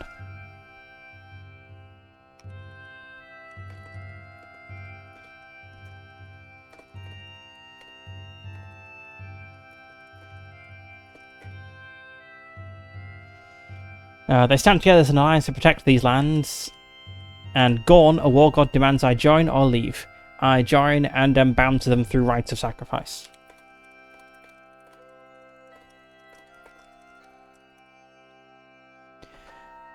Okay. Right. I feel we've done quite a lot in this birth phase with the Fool. So let's see, what's the next phase? It's the Chariots, right? Yes, the Chariots. Okay, I think, since I do only have a finite amount of time to play this game today, and we're like an hour and a half in, and we're still in the first of 4 phases, I'm going to jump ahead to the next phase. So let's find the Chariots.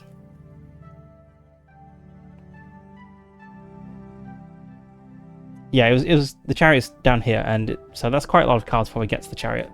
So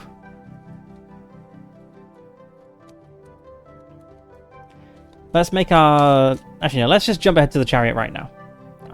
I suppose we do technically need to do 2 more Minor Arcana cards. Now, let's just jump ahead to the Chariot now. I'm sure it'll be fine. So we're going to jump ahead to the Prime phase of the game.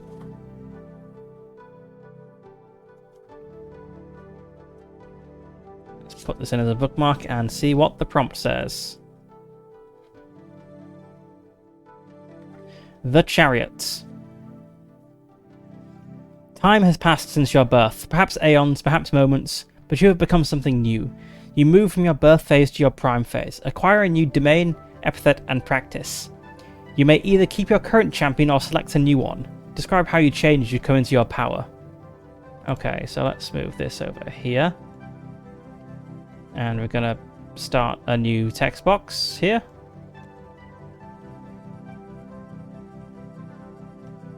Let's clear this out. I guess we'll play for like a kind of similar length of time in this phase.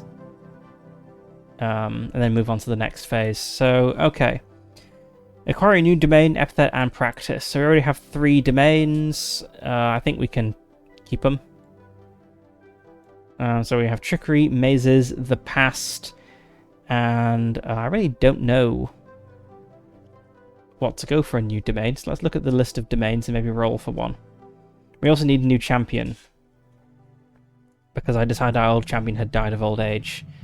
So, let's see. Domains.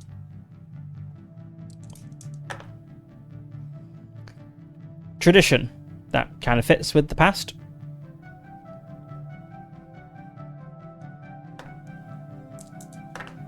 For an epithet, we have Herald of Plague. That really doesn't feel like it fits. Okay, let's just put a card in here as a bookmark. Right, so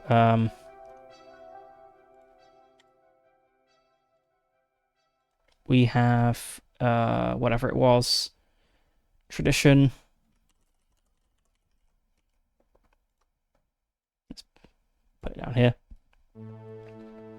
We need a new epithet and a new practice.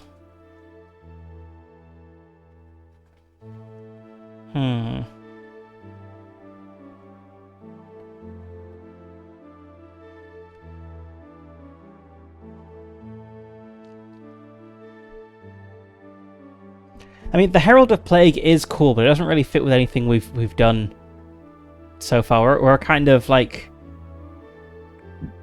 god of the underground, of mazes, and like living in the dark somehow. So I don't think Plague really fits in with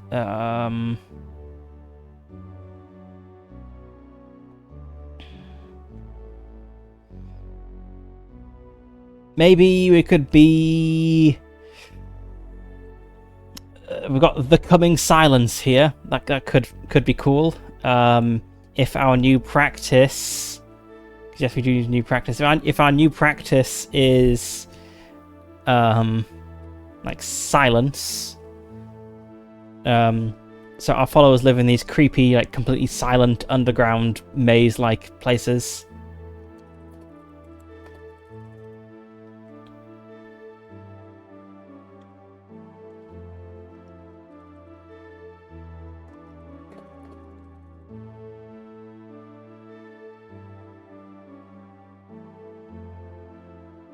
Yeah, let's go with that.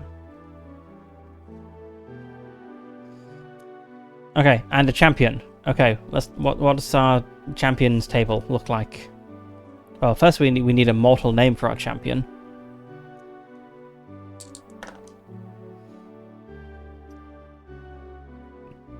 Miron. Let's put that guy over there. So we have Miron, who is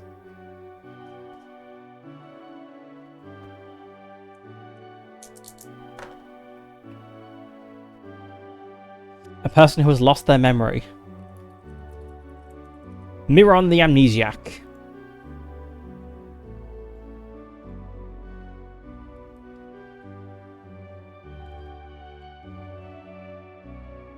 Okay, right, so we must describe how you change as you come into your new power.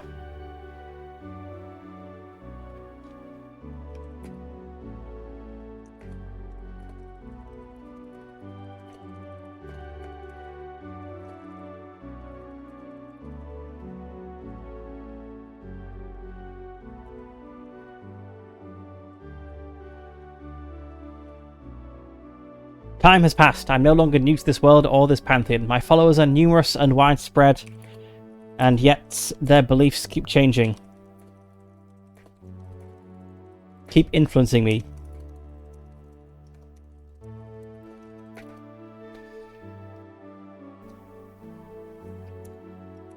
Now they practice ritual silence as a sign of their dedication.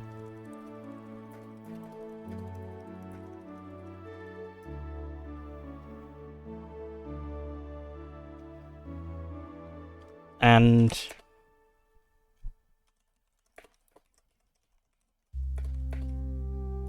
follow the leadership of a man who... what's cool about Miron beside being amnesiac?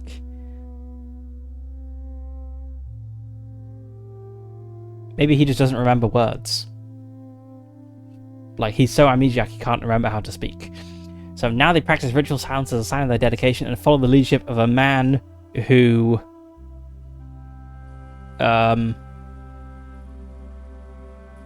has been silent so long he has forgotten how to speak.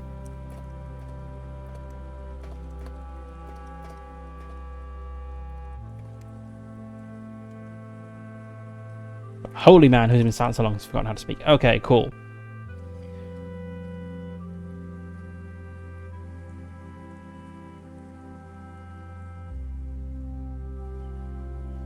Alright, so now we have a new set of prompts. Let's get rid of that as well. The King of Cups.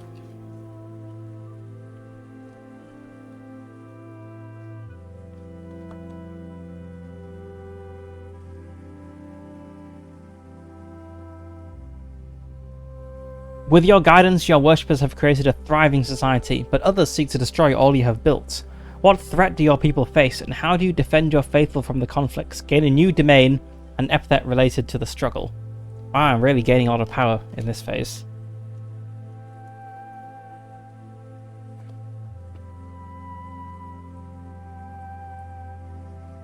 Thriving society of people who don't speak.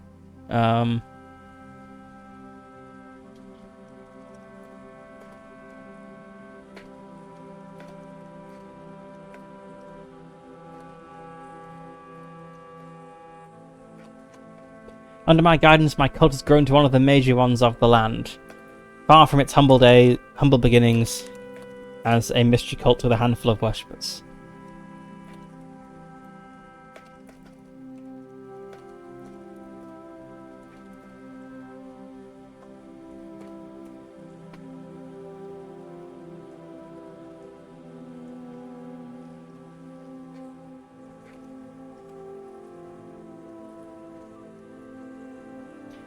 My temples stand proud in every city. Huge, empty edifices.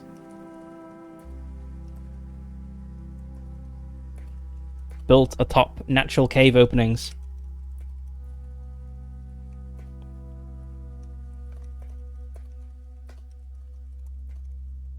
With the true rites happening underground. Okay, others seek to destroy all you have built. What threat do your people face? So, I guess the obvious ways that I can defend my people is... I already have mazes as a domain. I can finally get caves as a domain. Finally. So I have mazes as a domain, so my worshippers can hide underground in the caves, and I use my domain of mazes to shift things around so that the people coming after them are unable to find them. Maybe it's an invasion by an outside force. Fantasy Egypt is invading Fantasy Mesopotamia.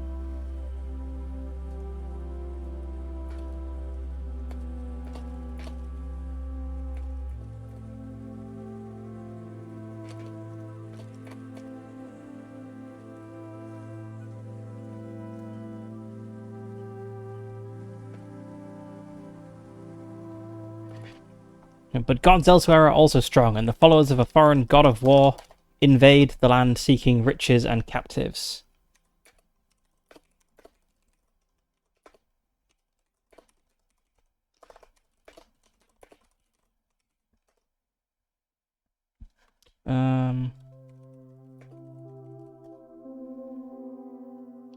I hide my followers in their chthonic temples.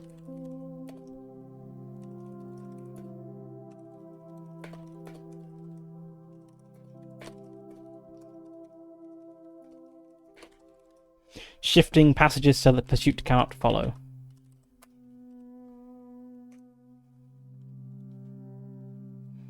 Okay, so finally get caves.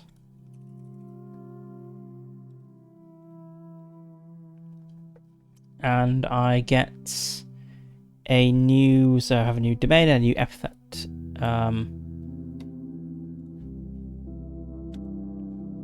Something to do with caves, maybe.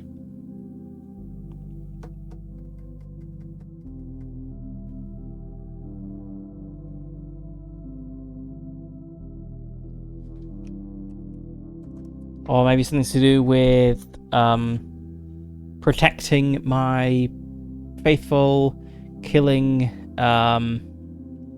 enemies.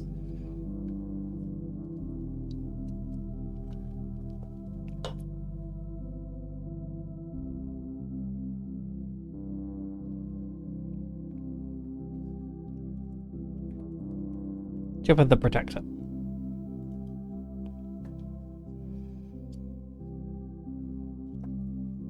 Okay, now we have the we have 4 of Pentacles. And I think what I'm going to do so we can get through the whole game, hopefully, is when we get to our next major Arcana card, I'll pull the card, but then the one after that I'm just going to go for the Tower. And then similarly with the Tower, we'll do one actual major Arcana card, and then we'll move on to the World. So we'll be able to see all the phases of play without massively rushing it. But yeah, it seems just naturally completing the game is going to take a really long time. So sadly, we cannot play it through normally to its end.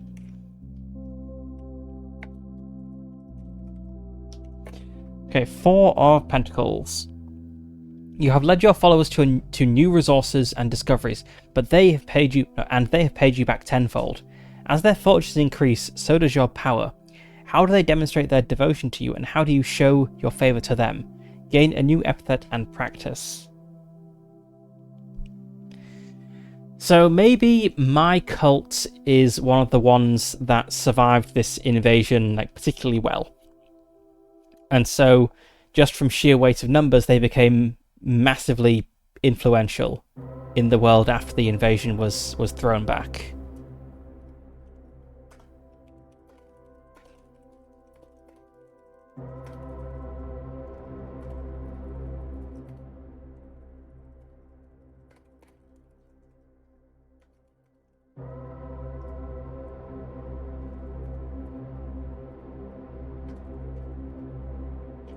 My cult survived the invaders better than most, and through weight of numbers and reputation rose to great power in the aftermath.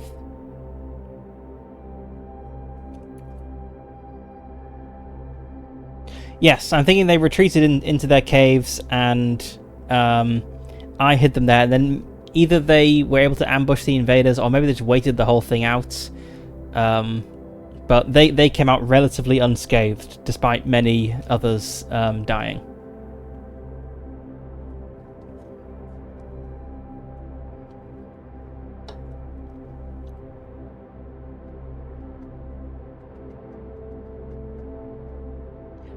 Let's see, through weighted numbers and reputation rose to great power in the aftermath. It's a dumb idea, but it just came to mind and it sounds pretty cool. How do they demonstrate their devotion to you? An entire mountain, honeycombed with artificial caves, as a giant constructed temple. Because if your temples are all natural caves underground, that kind of limits how impressive you can be above ground. So taking a mountain and filling it with artificial caves, that seems like a pretty cool thing to do.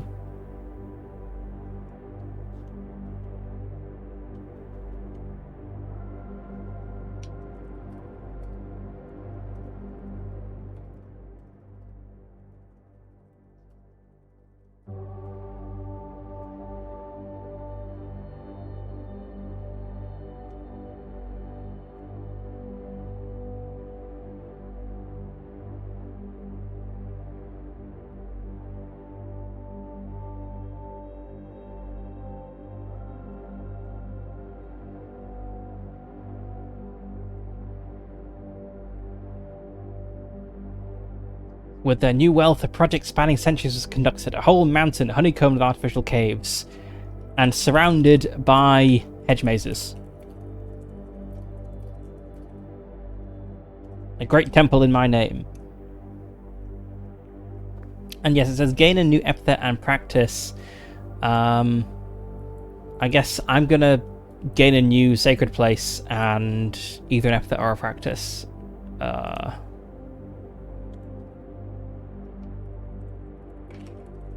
Mountain temple.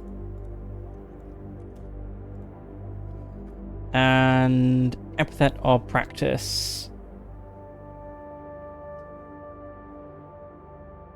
So I've already got gardening and mining, which seem the relevant things here. Maybe smithing. You know, if you're digging out a whole mountain, you're going to get a lot of metal ore. At least that's what Minecraft has taught me. So Yeah, maybe I rewarded them by making the mountain rich in ore.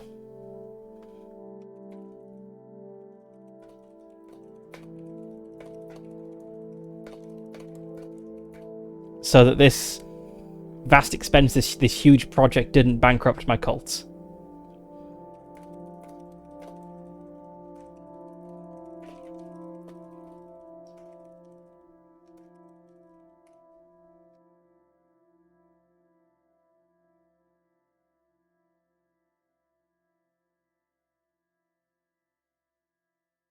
Okay.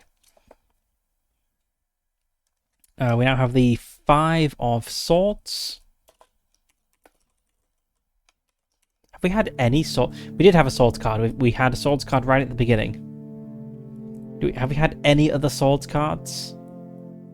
We've not. Clearly this deck is stacked and swords are very rare. Okay, 5 of Swords. This is going to be something to do... Oh, it's on this page. Right, this is going to be something to do with champions. Arguments between a champion and their patron are not unheard of, but they can make it difficult for gods to hear their champion's prayers. Your champion has been caught unawares and is in desperate need of your help, but none of the traditional methods of contact can reach you. How does your champion eventually break through? Do you answer, and is there enough time to intervene? Gain a new practice to reflect their ritual.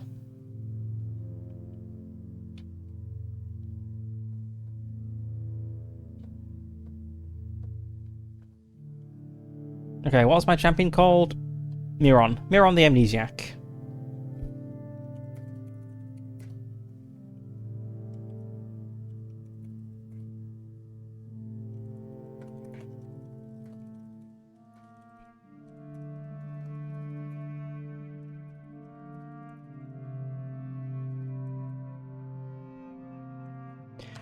I've begun to distance myself from Miron as he has grown too powerful, and...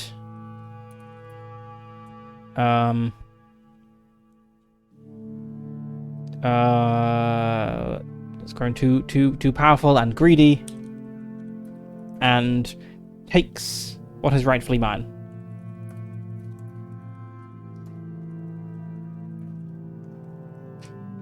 Maybe he eats the good parts of the sacrifices or something.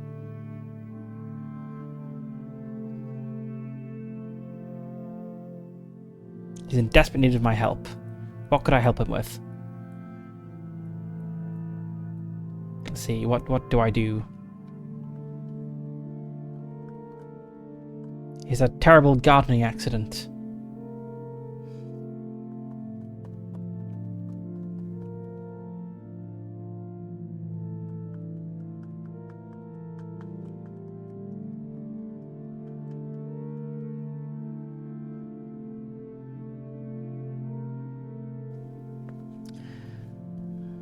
Maybe he just gets lost underground.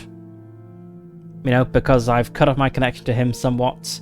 He actually gets lost underground, which is not something that generally happens to members of my cult. He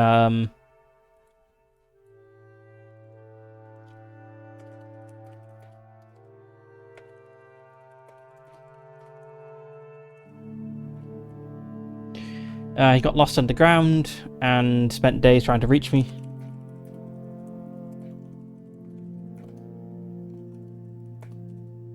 Finally, he... what's a good practice to show his devotion to me?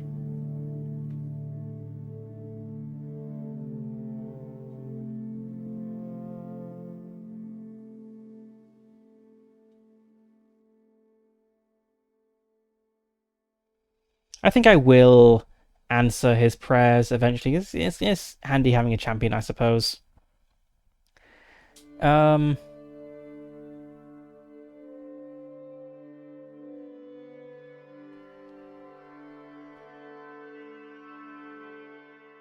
Where's Bullhorn to get better reception? That's nicer than what I was thinking. I was just thinking maybe he thinks caves are dark and my god's domain, therefore I should rip out my eyes. But Bullhorns is a much nicer thing to do.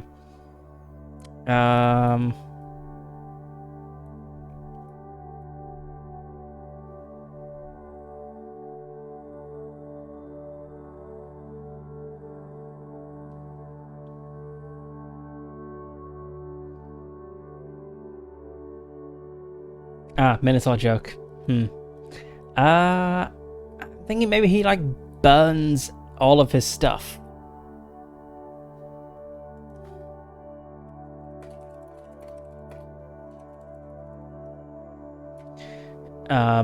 Like, giving himself fully to the caves.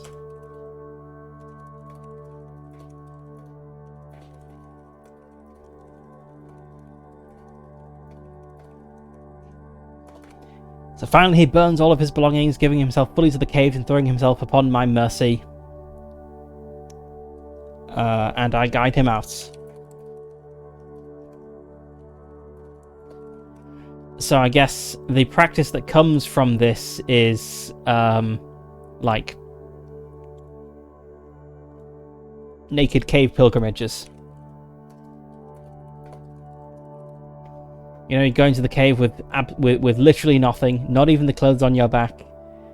And if you get out, great. Okay, so that was 3 minor arcana cards. Now we get a new major. The Sun.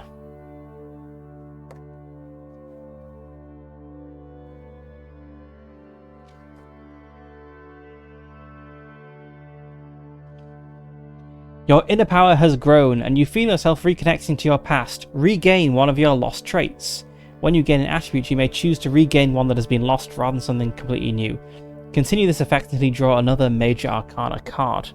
Okay. Let's bring back the Lost Children.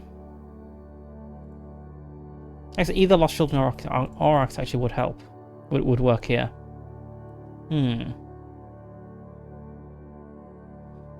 Guess it depends on whether... I think I'm going to go for Architecture, actually. You know, we've now got this, like, big constructed mountain temple. So Architecture, I think, fits that.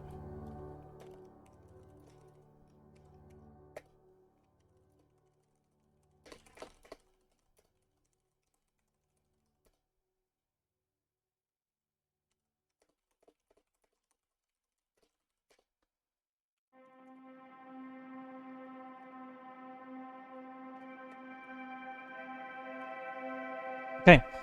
The construction of the Great Mountain Temple has led me to reconnect with my old domain of architecture. That background music is pretty loud. Let's turn that down a little bit. There we go.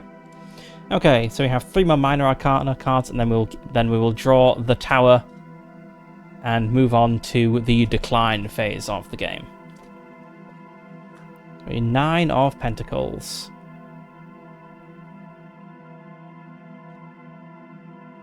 And this is the right section of the book. Yes, it is. It's 5, 7,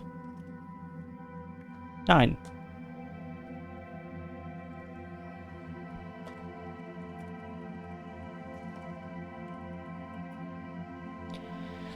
For centuries, you have kept this corner of the world to yourself, comfortable and peaceful, but it has started to feel lonely. You invite a select few mortals, maybe even another god, to enjoy your sanctuary. How do they react to this untouched paradise? Gain a new epithet regarding your connection to this place, or a practice created by the mortals you've welcomed into your sanctuary.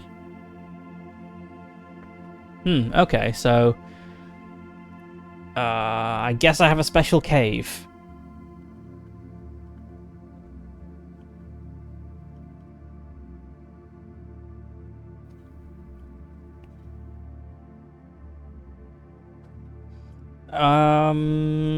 Maybe I don't really like the idea of inviting another god to my place. I'll probably move in and mess it all up.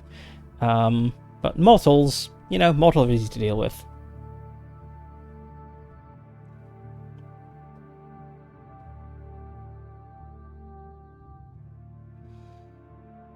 I wonder if I bring them here in the flesh or in, like, dream form.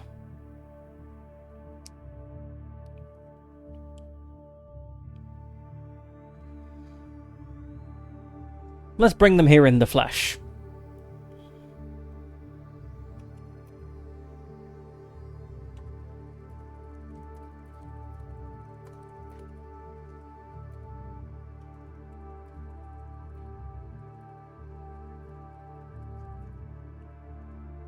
For centuries I've honed my domain, this paradise beneath the earth.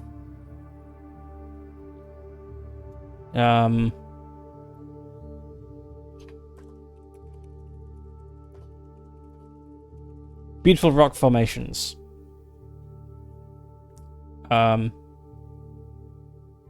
Crystals. Interconnected caves.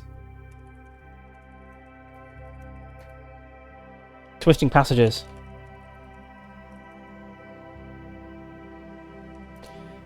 I'm also into trickery, right? I am. So...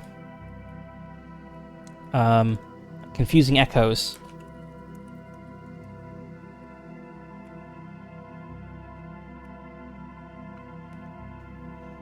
I choose a few select mortals from among the most faithful.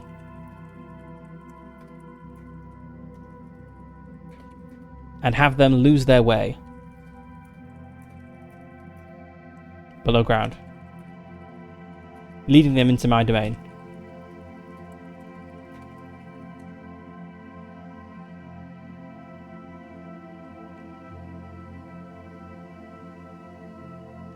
They're astounded, of course.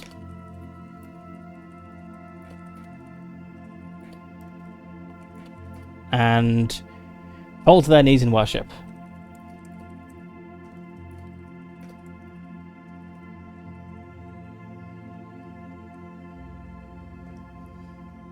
So a new epithet. Let's go for the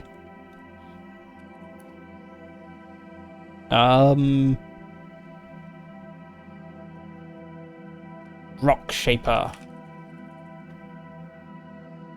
No, the Sculptor.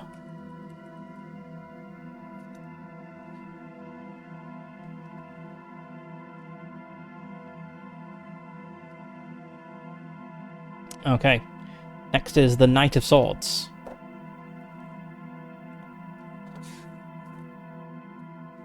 Should be another champion-related thing. Prophecies can be misinterpreted, and your champion appears to have done just that. They are faced with a vastly different trial than they expected, and they plead for your help. How do you come to their aid? Get a new epithet related to the challenge your champion undergoes. Let's see, what were the labours of Hercules? What was a good thing to look at? Okay, so we have slaying the lion, slaying the hydra. There's a lot of slaying and capturing, really, in these labours.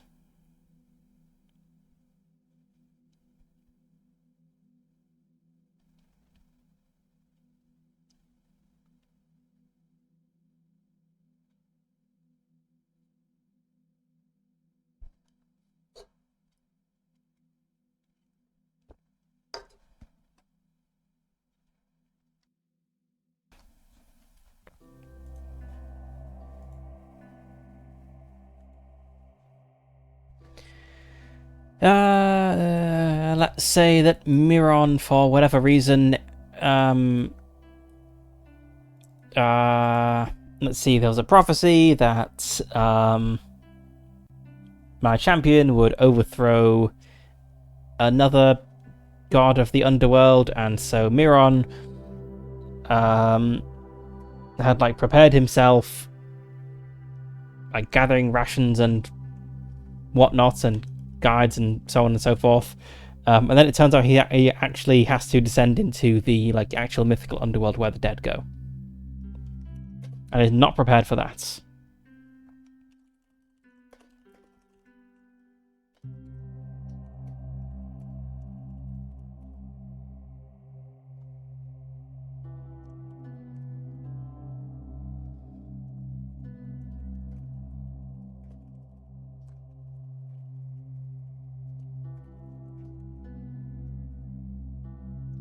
A prophecy said that my champion would defeat another god of the underworld.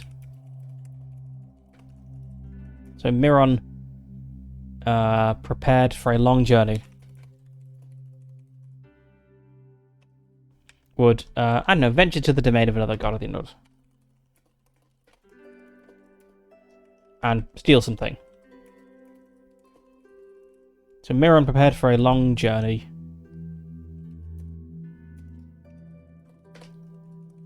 And the appointed time came. He found himself before the first gate to the underworld.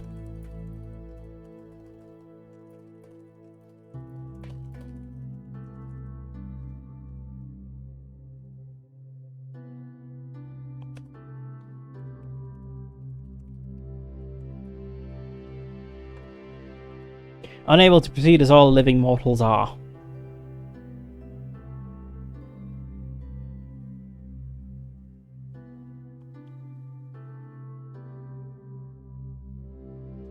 So he thought he was just going to physically go somewhere and grab something. Now it turns out, oh, I need to actually go into the realm of the dead.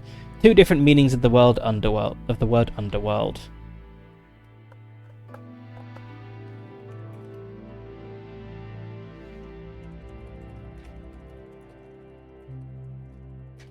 But I'm able to provide him with the trappings of divinity,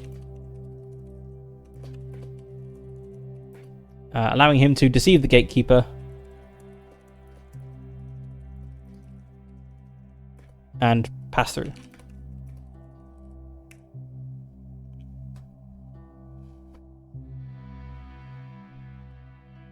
Let's hope it doesn't go like the Descent of Ishtar into the Netherworld, which is what I was kind of drawing inspiration from here, because if it goes like that story, he'll have to strip, which I don't think anyone really wants to see. Okay, and the final minor arcana card for this phase is the Eight of Swords.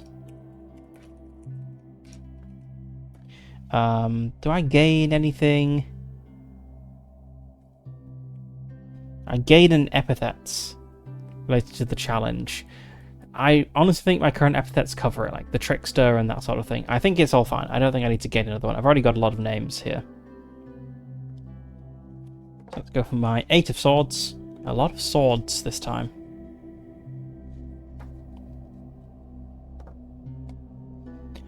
Although freedom can be offered, it is up to the individual to accept it. You have removed any and all obstacles from your champion's path, and they are now able to do anything they desire, but they still hesitate. Why?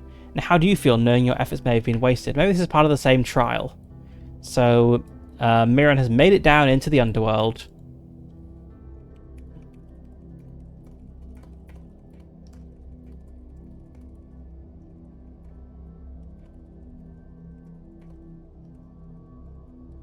To steal the something. Just needs to... yeah. Steal the thing. The prophecy. But he hesitates.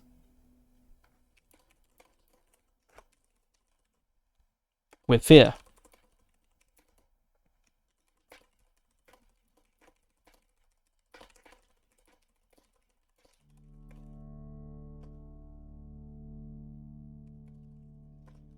His faith in me not enough to steel his heart against this place.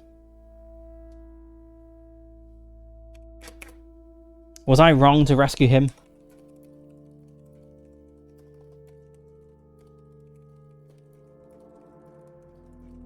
Was I wrong to rescue him when he was lost in the dark? Should I have let him perish and a braver champion arise in his place?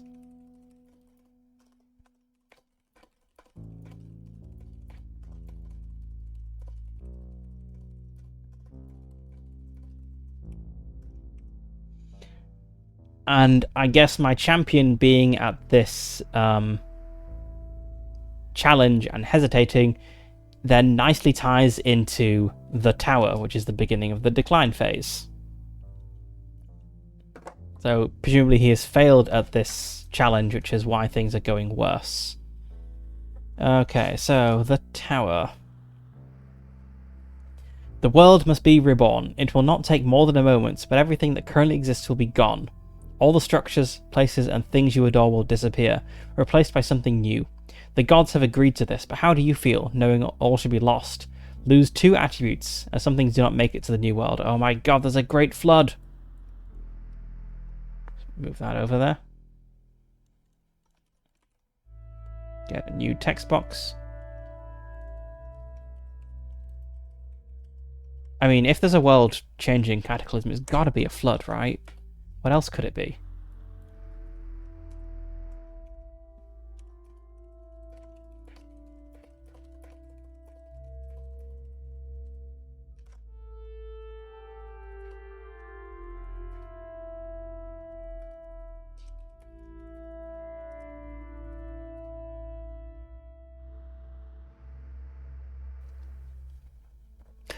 I watch from above as the flood scours the earth, drowning the wicked. I'm thankful that one God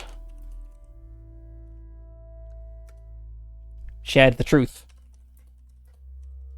with the mortal, and his boat so far survives. The world will be very different. Descended from just one family.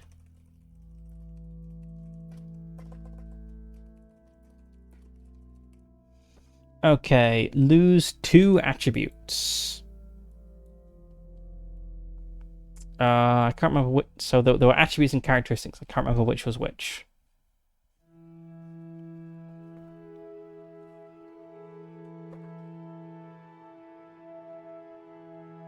Okay, so the attributes are the domains, practices,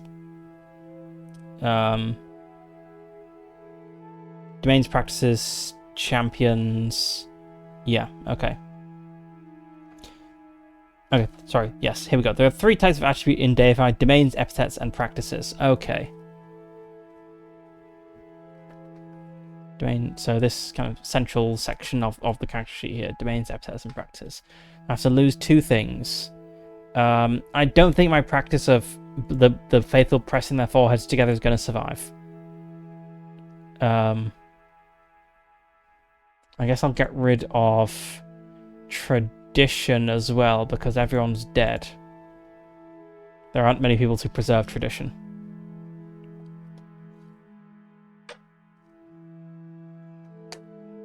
Okay. Right. Let's get to it.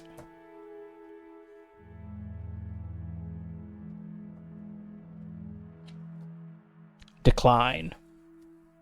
This cool art.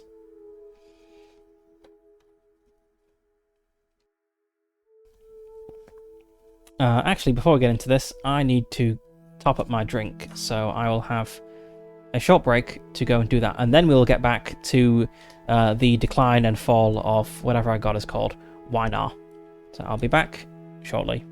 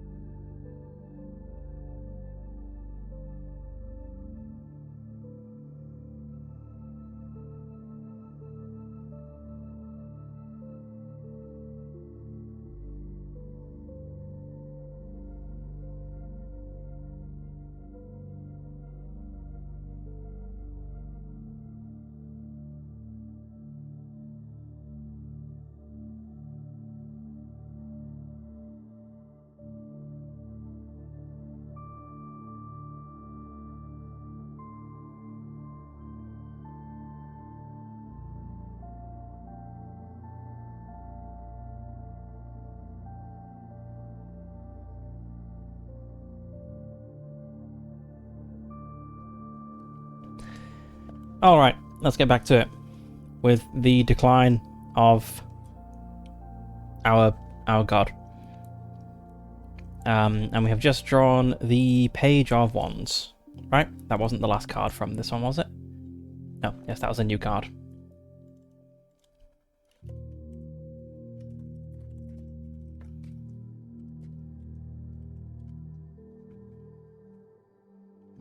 Don't think we've got a page so far.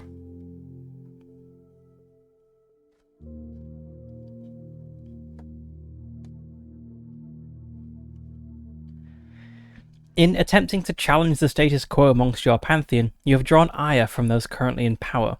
They are merciful, though, and agree to a temporary exile as punishment. What do you do to deserve this punishment, and how do you feel about the stain of exile, which can never be washed free, even after you are welcomed back by your divine family? Gain a domain or epithet related to exile, but lose any attributes related to freedom. Okay, do I have anything related to freedom? Not really.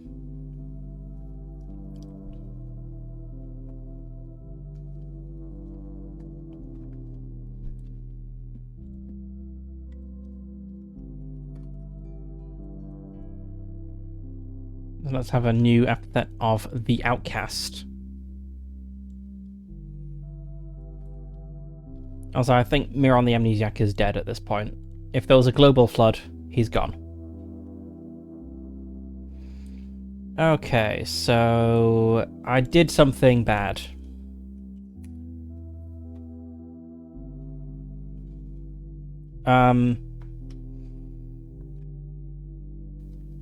Since the world has kind of started anew, maybe I tried to seize power. I tried to become much more of a big deal than I was before, and the other gods did not like that.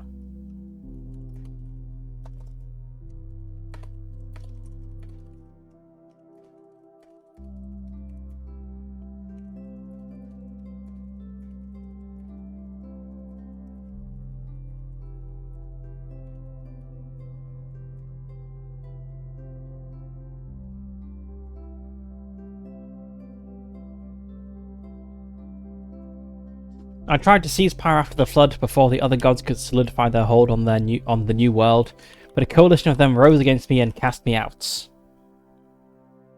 It was only a temporary exile.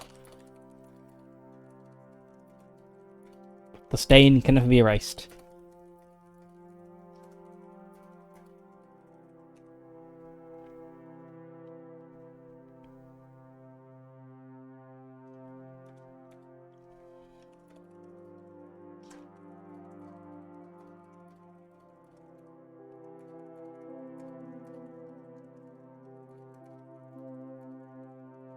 I may have to change my name or form or find new worshippers to have this forgotten.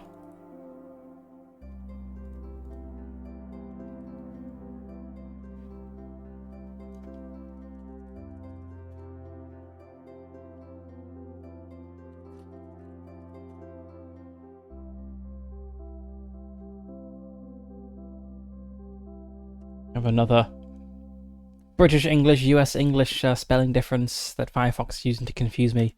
Worshippers, of course, has two P's in it. Right. Oops. We have the Four of Swords.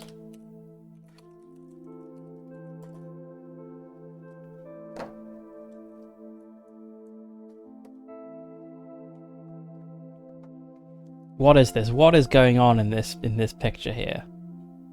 Like a panicked looking guy with his hands flung out as something's happening around him.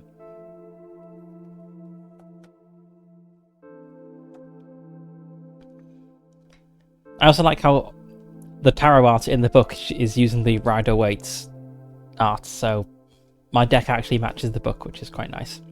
Anyway, Four of Swords. Your power is great, but even you cannot save a mortal when death comes to them. Your champion is old and they are dying. How do you comfort them in your last moments? Lose your champion if you have one. Gain a domain or epithet related to their passing.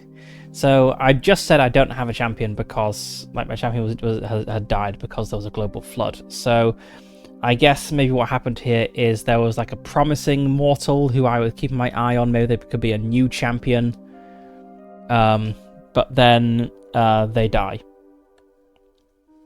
Maybe suddenly if they're not old.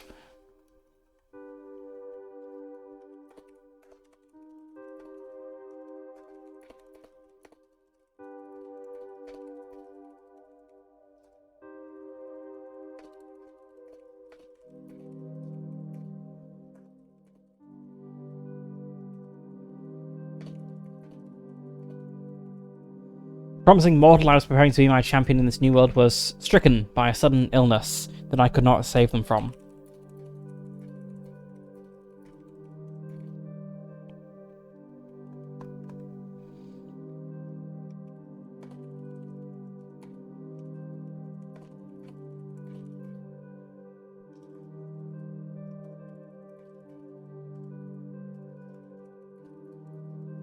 My followers carried them into the caves and I watched over them in their last moments.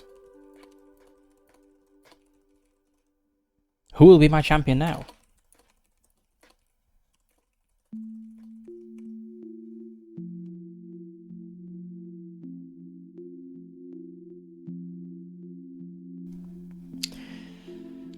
Gain a domain or epithet related to their passing. They were already dead, so I don't think that happens. The 7 of Wands.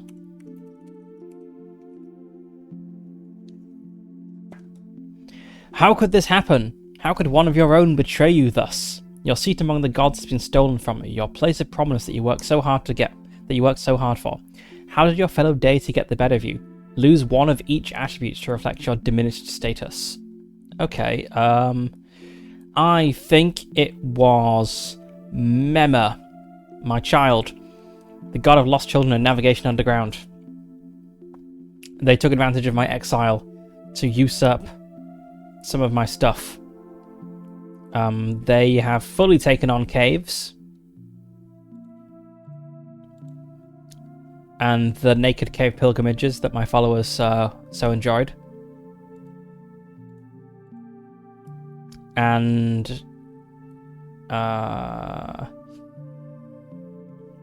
the Concealer of Secrets, sure. What was this person called? I keep forgetting. Mema. It's like meme, but not.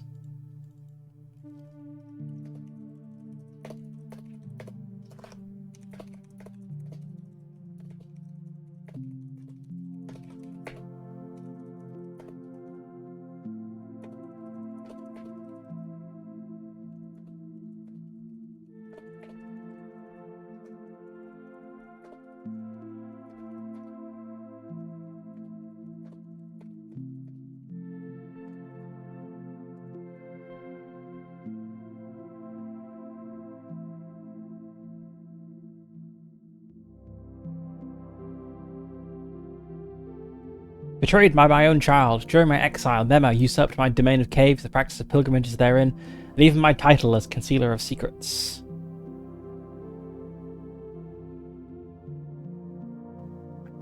Maybe like I was weakened while I was away from home.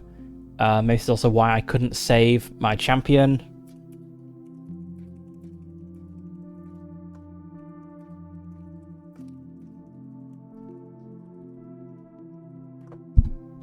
Being so far from my homeland has weakened me and allowed this violation.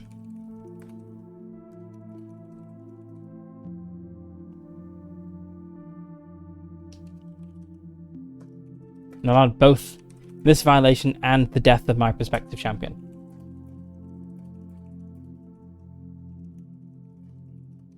I must return, or it is too late. Okay, that was 3 minor arcana, so we get a major arcana. Judgment. That sounds ominous. But also is what gods do. Gods judge things.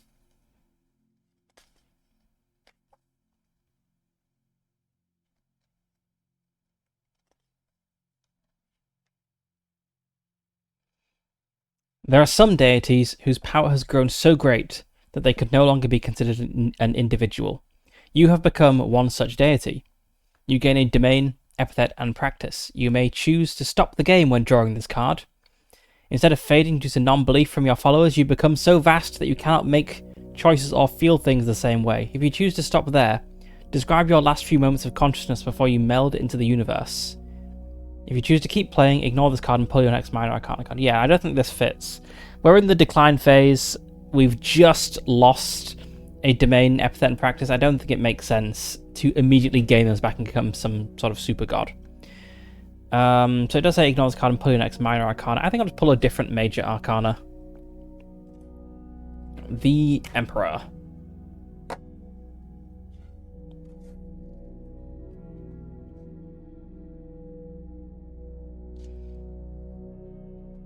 A group of gods have a quarrel and they turn to you to solve it.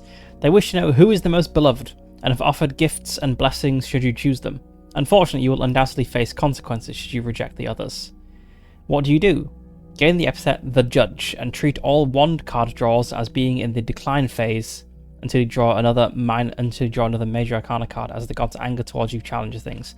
I'm already in the decline phase. That also doesn't really apply. What have we got for the High Priestess?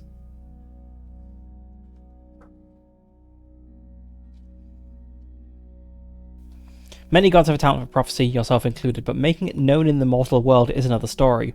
How are your prophecies received? Gain the domain Prophecy, and a practice relates to future telling.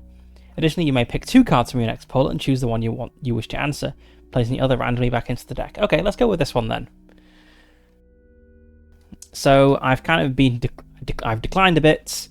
I need to recover from this, and I just kind of latch onto an opportunity that comes up and start dispensing prophecy.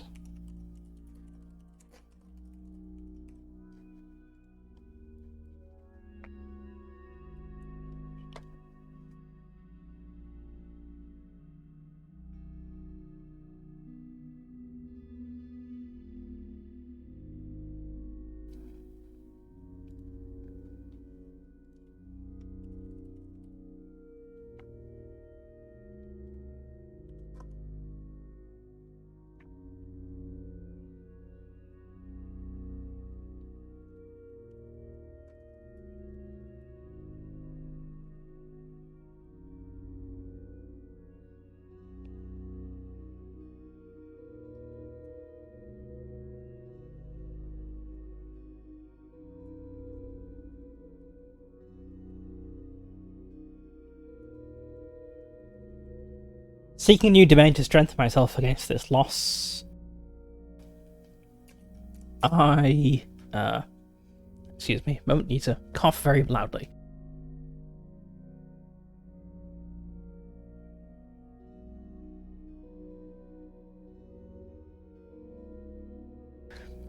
I choked on a crumb and having difficulty washing it down. Anyway. Seeking a new domain to strengthen myself against this loss, not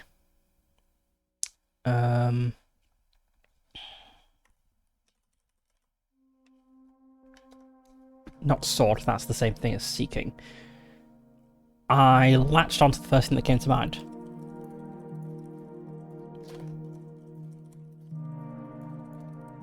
And imbued my followers with prophecy.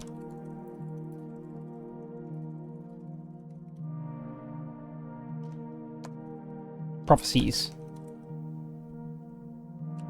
Surely this will recover my strength.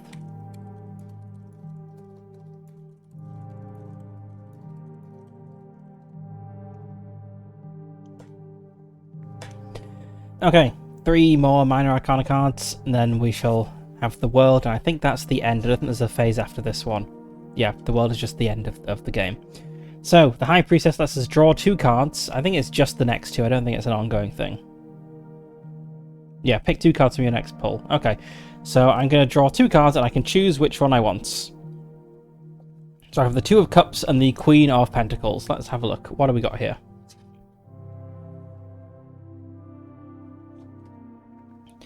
Two of Cups, your various identities in different cultures have grown beyond reconciliation. You feel yourself becoming fractured into different aspects of yourself. Lose one domain, epithet, and practice, and describe the new aspect of yourself that achieves its own divinity out of what you've lost. That's pretty bad. Queen of Pentacles is also going to be bad, really. We're in the decline phase. Queen of Pentacles. Through your care and dedication to the mortal realm, a part of you has been left connected to the land and water that it consists of. That connection makes you stronger, but also keeps you permanently torn between the two specific places you travel between the most often. Add these locations to your list of sacred places, and gain an epithet related to them, or the path between them, but lose any attributes related to freedom. I think I'm going to go for the Two of Cups, actually. I shall fracture into a smaller god. I shall split in half.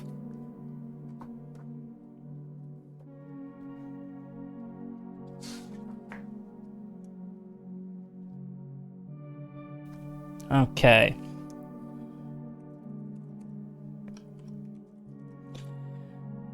Two cups, two gods.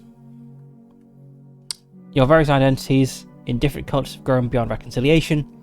You feel yourself becoming fractured into different aspects of yourself. Lose one domain, epithet, and practice, and describe the new aspects of yourself that achieves its own divinity out of what you've lost. So, domain, epithet, and practice.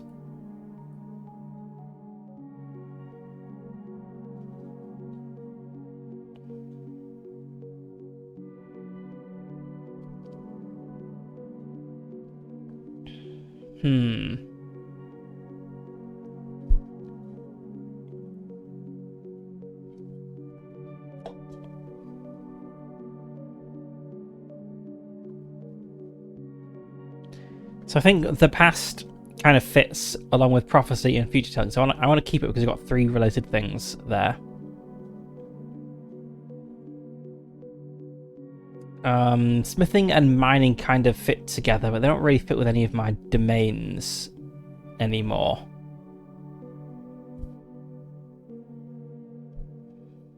So I guess I'm gonna. So maybe I should pick the domain first. So I'm gonna lose one of architecture, trickery, or mazes. I feel mazes are too core to who I am. I think it's got to be architecture or trickery. Maybe trickery, because trickery and mazes, they kind of overlap a bit. And so, in different places, one might revere me more for my trickster aspect, another might revere me more for my maze aspects of trickery, and the trickster goes away along with a practice. Animal sacrifice, perhaps? Yeah, so let's have trickery, animal sacrifice, and the trickster. They're going to go away. They shall split off into a new god. So let's get a new divine name.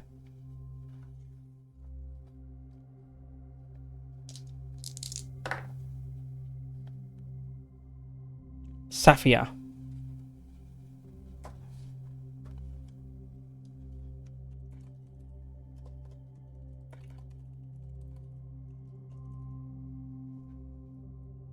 I feel a terrible headache, which is unusual for a god. And as I ponder this, another god bursts forth from my head, fully formed.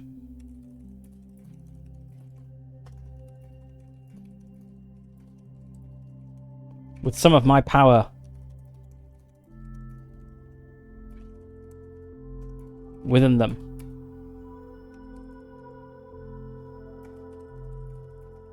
This child is Saphia, a new goddess, taking on my aspect of the trickster.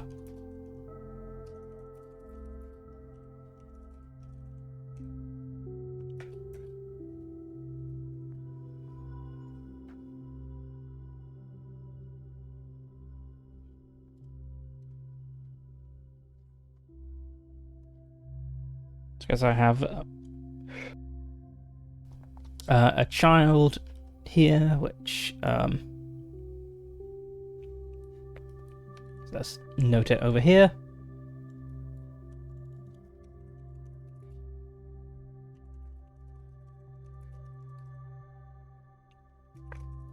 Child slash sibling, because it came out of my head. Okay. We then have the King of Wands. Well, there's not going to be much of my god left after this phase. Which fits. You know, the game loop is making the right thing happen. The story beats are happening. As they should. King of Wands. The Pantheon has collapsed, and it feels as though it is all your fault. Perhaps your worshippers have abandoned their gods, or maybe the other deities were killed or betrayed. Regardless, you now sit alone in the Divine Hall. Lose a domain or practice and an epithet to reflect your lost power. What will you miss most? Why do you feel the guilt of this loss? Or is it something other than guilt that courses through you? So, I did try to seize control, and the Pantheon didn't like that and kicked me out. So, maybe I came back and there was a little bit of a war in heaven. And it ended with, the Pantheon kind of fracturing and general bad stuff, as often happens when gods fight.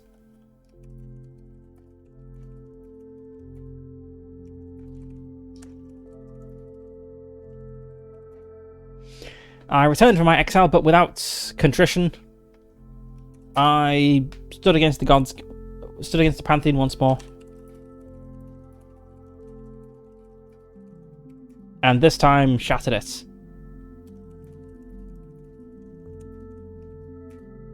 Some were slain. Some were left. The war in the mortal world was terrible as well.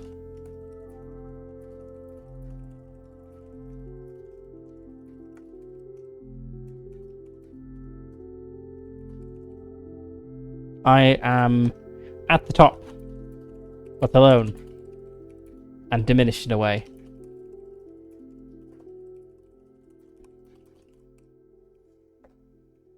Was it worth it?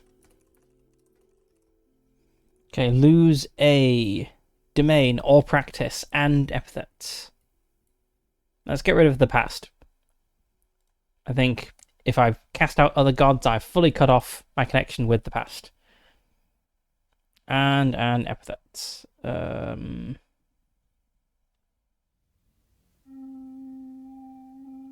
Maybe I lose the Protector because I've just done something very unprotective. No, I lose the Outcast. There we go.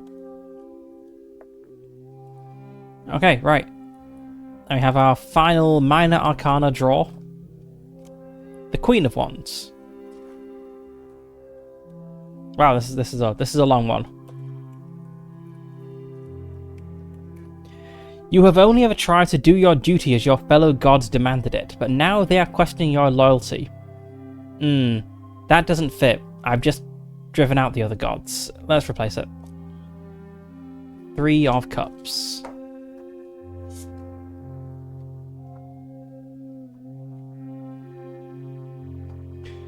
Sometimes it is easier to be alone. Your followers have fallen out with another group of believers from your pantheon. What caused this rift? How does this affect your relationship with the other god? Again, I've just had a card that told me I killed off the other gods.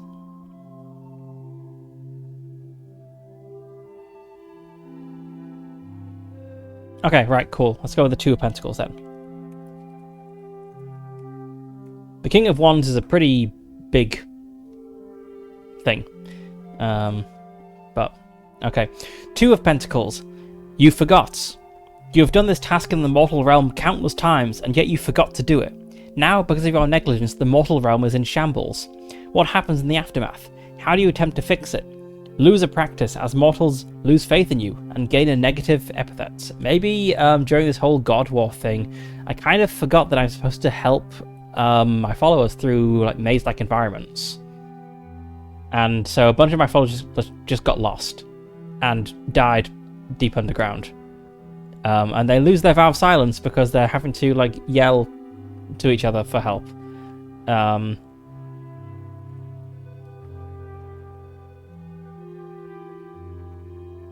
I shall gain the epithet the inattentive.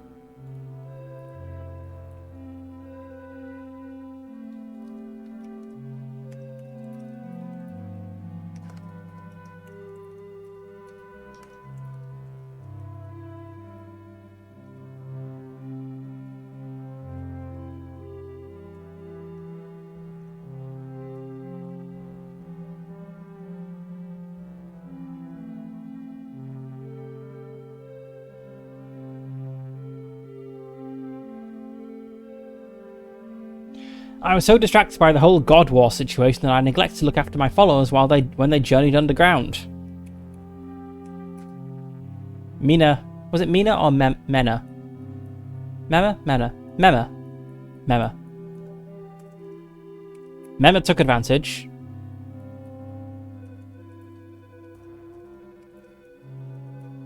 Trapped or misled many. And those that survived. And those that survive now call me the inattentive.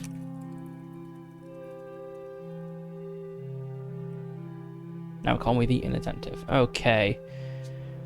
And now we shall have our final card. The World.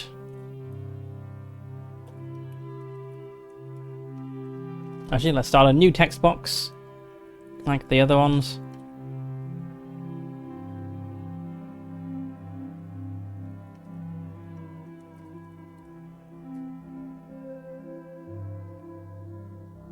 This is our final thing. This is the end of the game. Major Arcana. The World.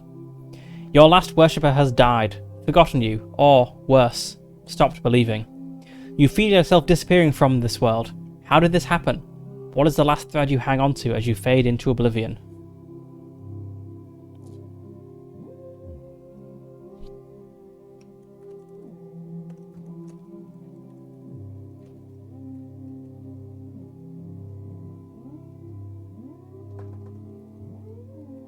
I hoped it would not come to this. I believed it would not, but it has.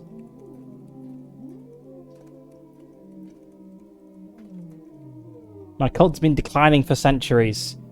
Fewer every generation. And what on earth is this background music? Let's put on something different.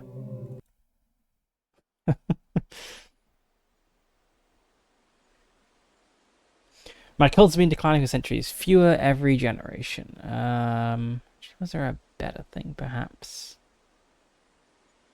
Yeah, so this is okay. We're wrapping up. And yet I hoped that there would always be some. But now the last is gone. I linger as long as I can. In the caves I watched over for so long.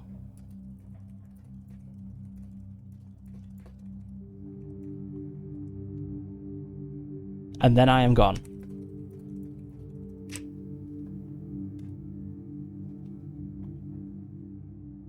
And that's it. That is Deify. So, we play the story of our god, Wynar, who started as a god of architecture, but I feel that very quickly changed, and he became a god of, like, caves. Which is basically the opposite of architecture, really. But yes, it started by inspiring someone in a garden, and like grew to greater influence and power through the domains of like mazes and caves and that sort of thing, only to eventually decline, lost and forgotten after attempting to usurp power and become one of the major gods, but not quite managing it, and eventually fading away into nothingness.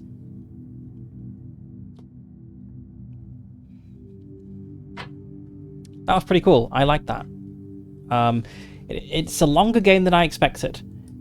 You know, like journaling games I've played before on stream, normally you can like comfortably wrap it up in like 3 hours or less. So, you know, before I started stream, I was thinking, hey, it could be a short one, you know, because it's a journaling game, but it was definitely not.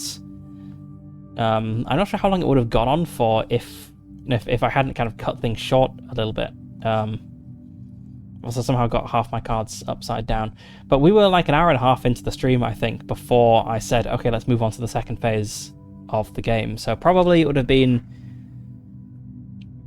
maybe like 4.5 hours playing through the full thing without without shortening it, which is a pretty respectable length for a journaling game. So yeah, I liked it. There were definitely a few cases where the prompts felt a little bit clunky. You where I had, particularly in the decline phase when I had the King of Wands, I think it was, the prompt was like, the Pantheon is broken and all the other gods are gone. And then the next two cards I had were related to the other gods. But that was, I think, the only case in which it was kind of clunky and didn't really work. On the whole, pretty fun. I would play this again. I hope it was fun to watch. And yeah, let's wrap it up here. So what shall we do? Should we go and raid somewhere? Would people like to do that?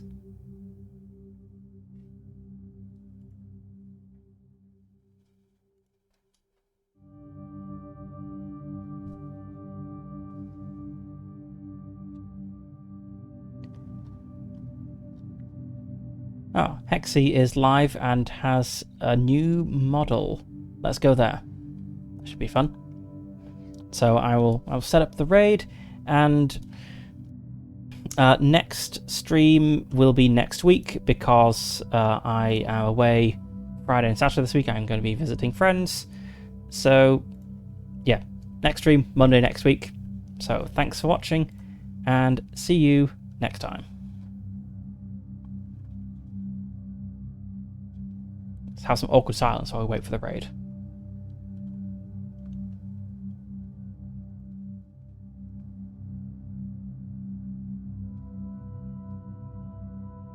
Okay, let's go now. See ya.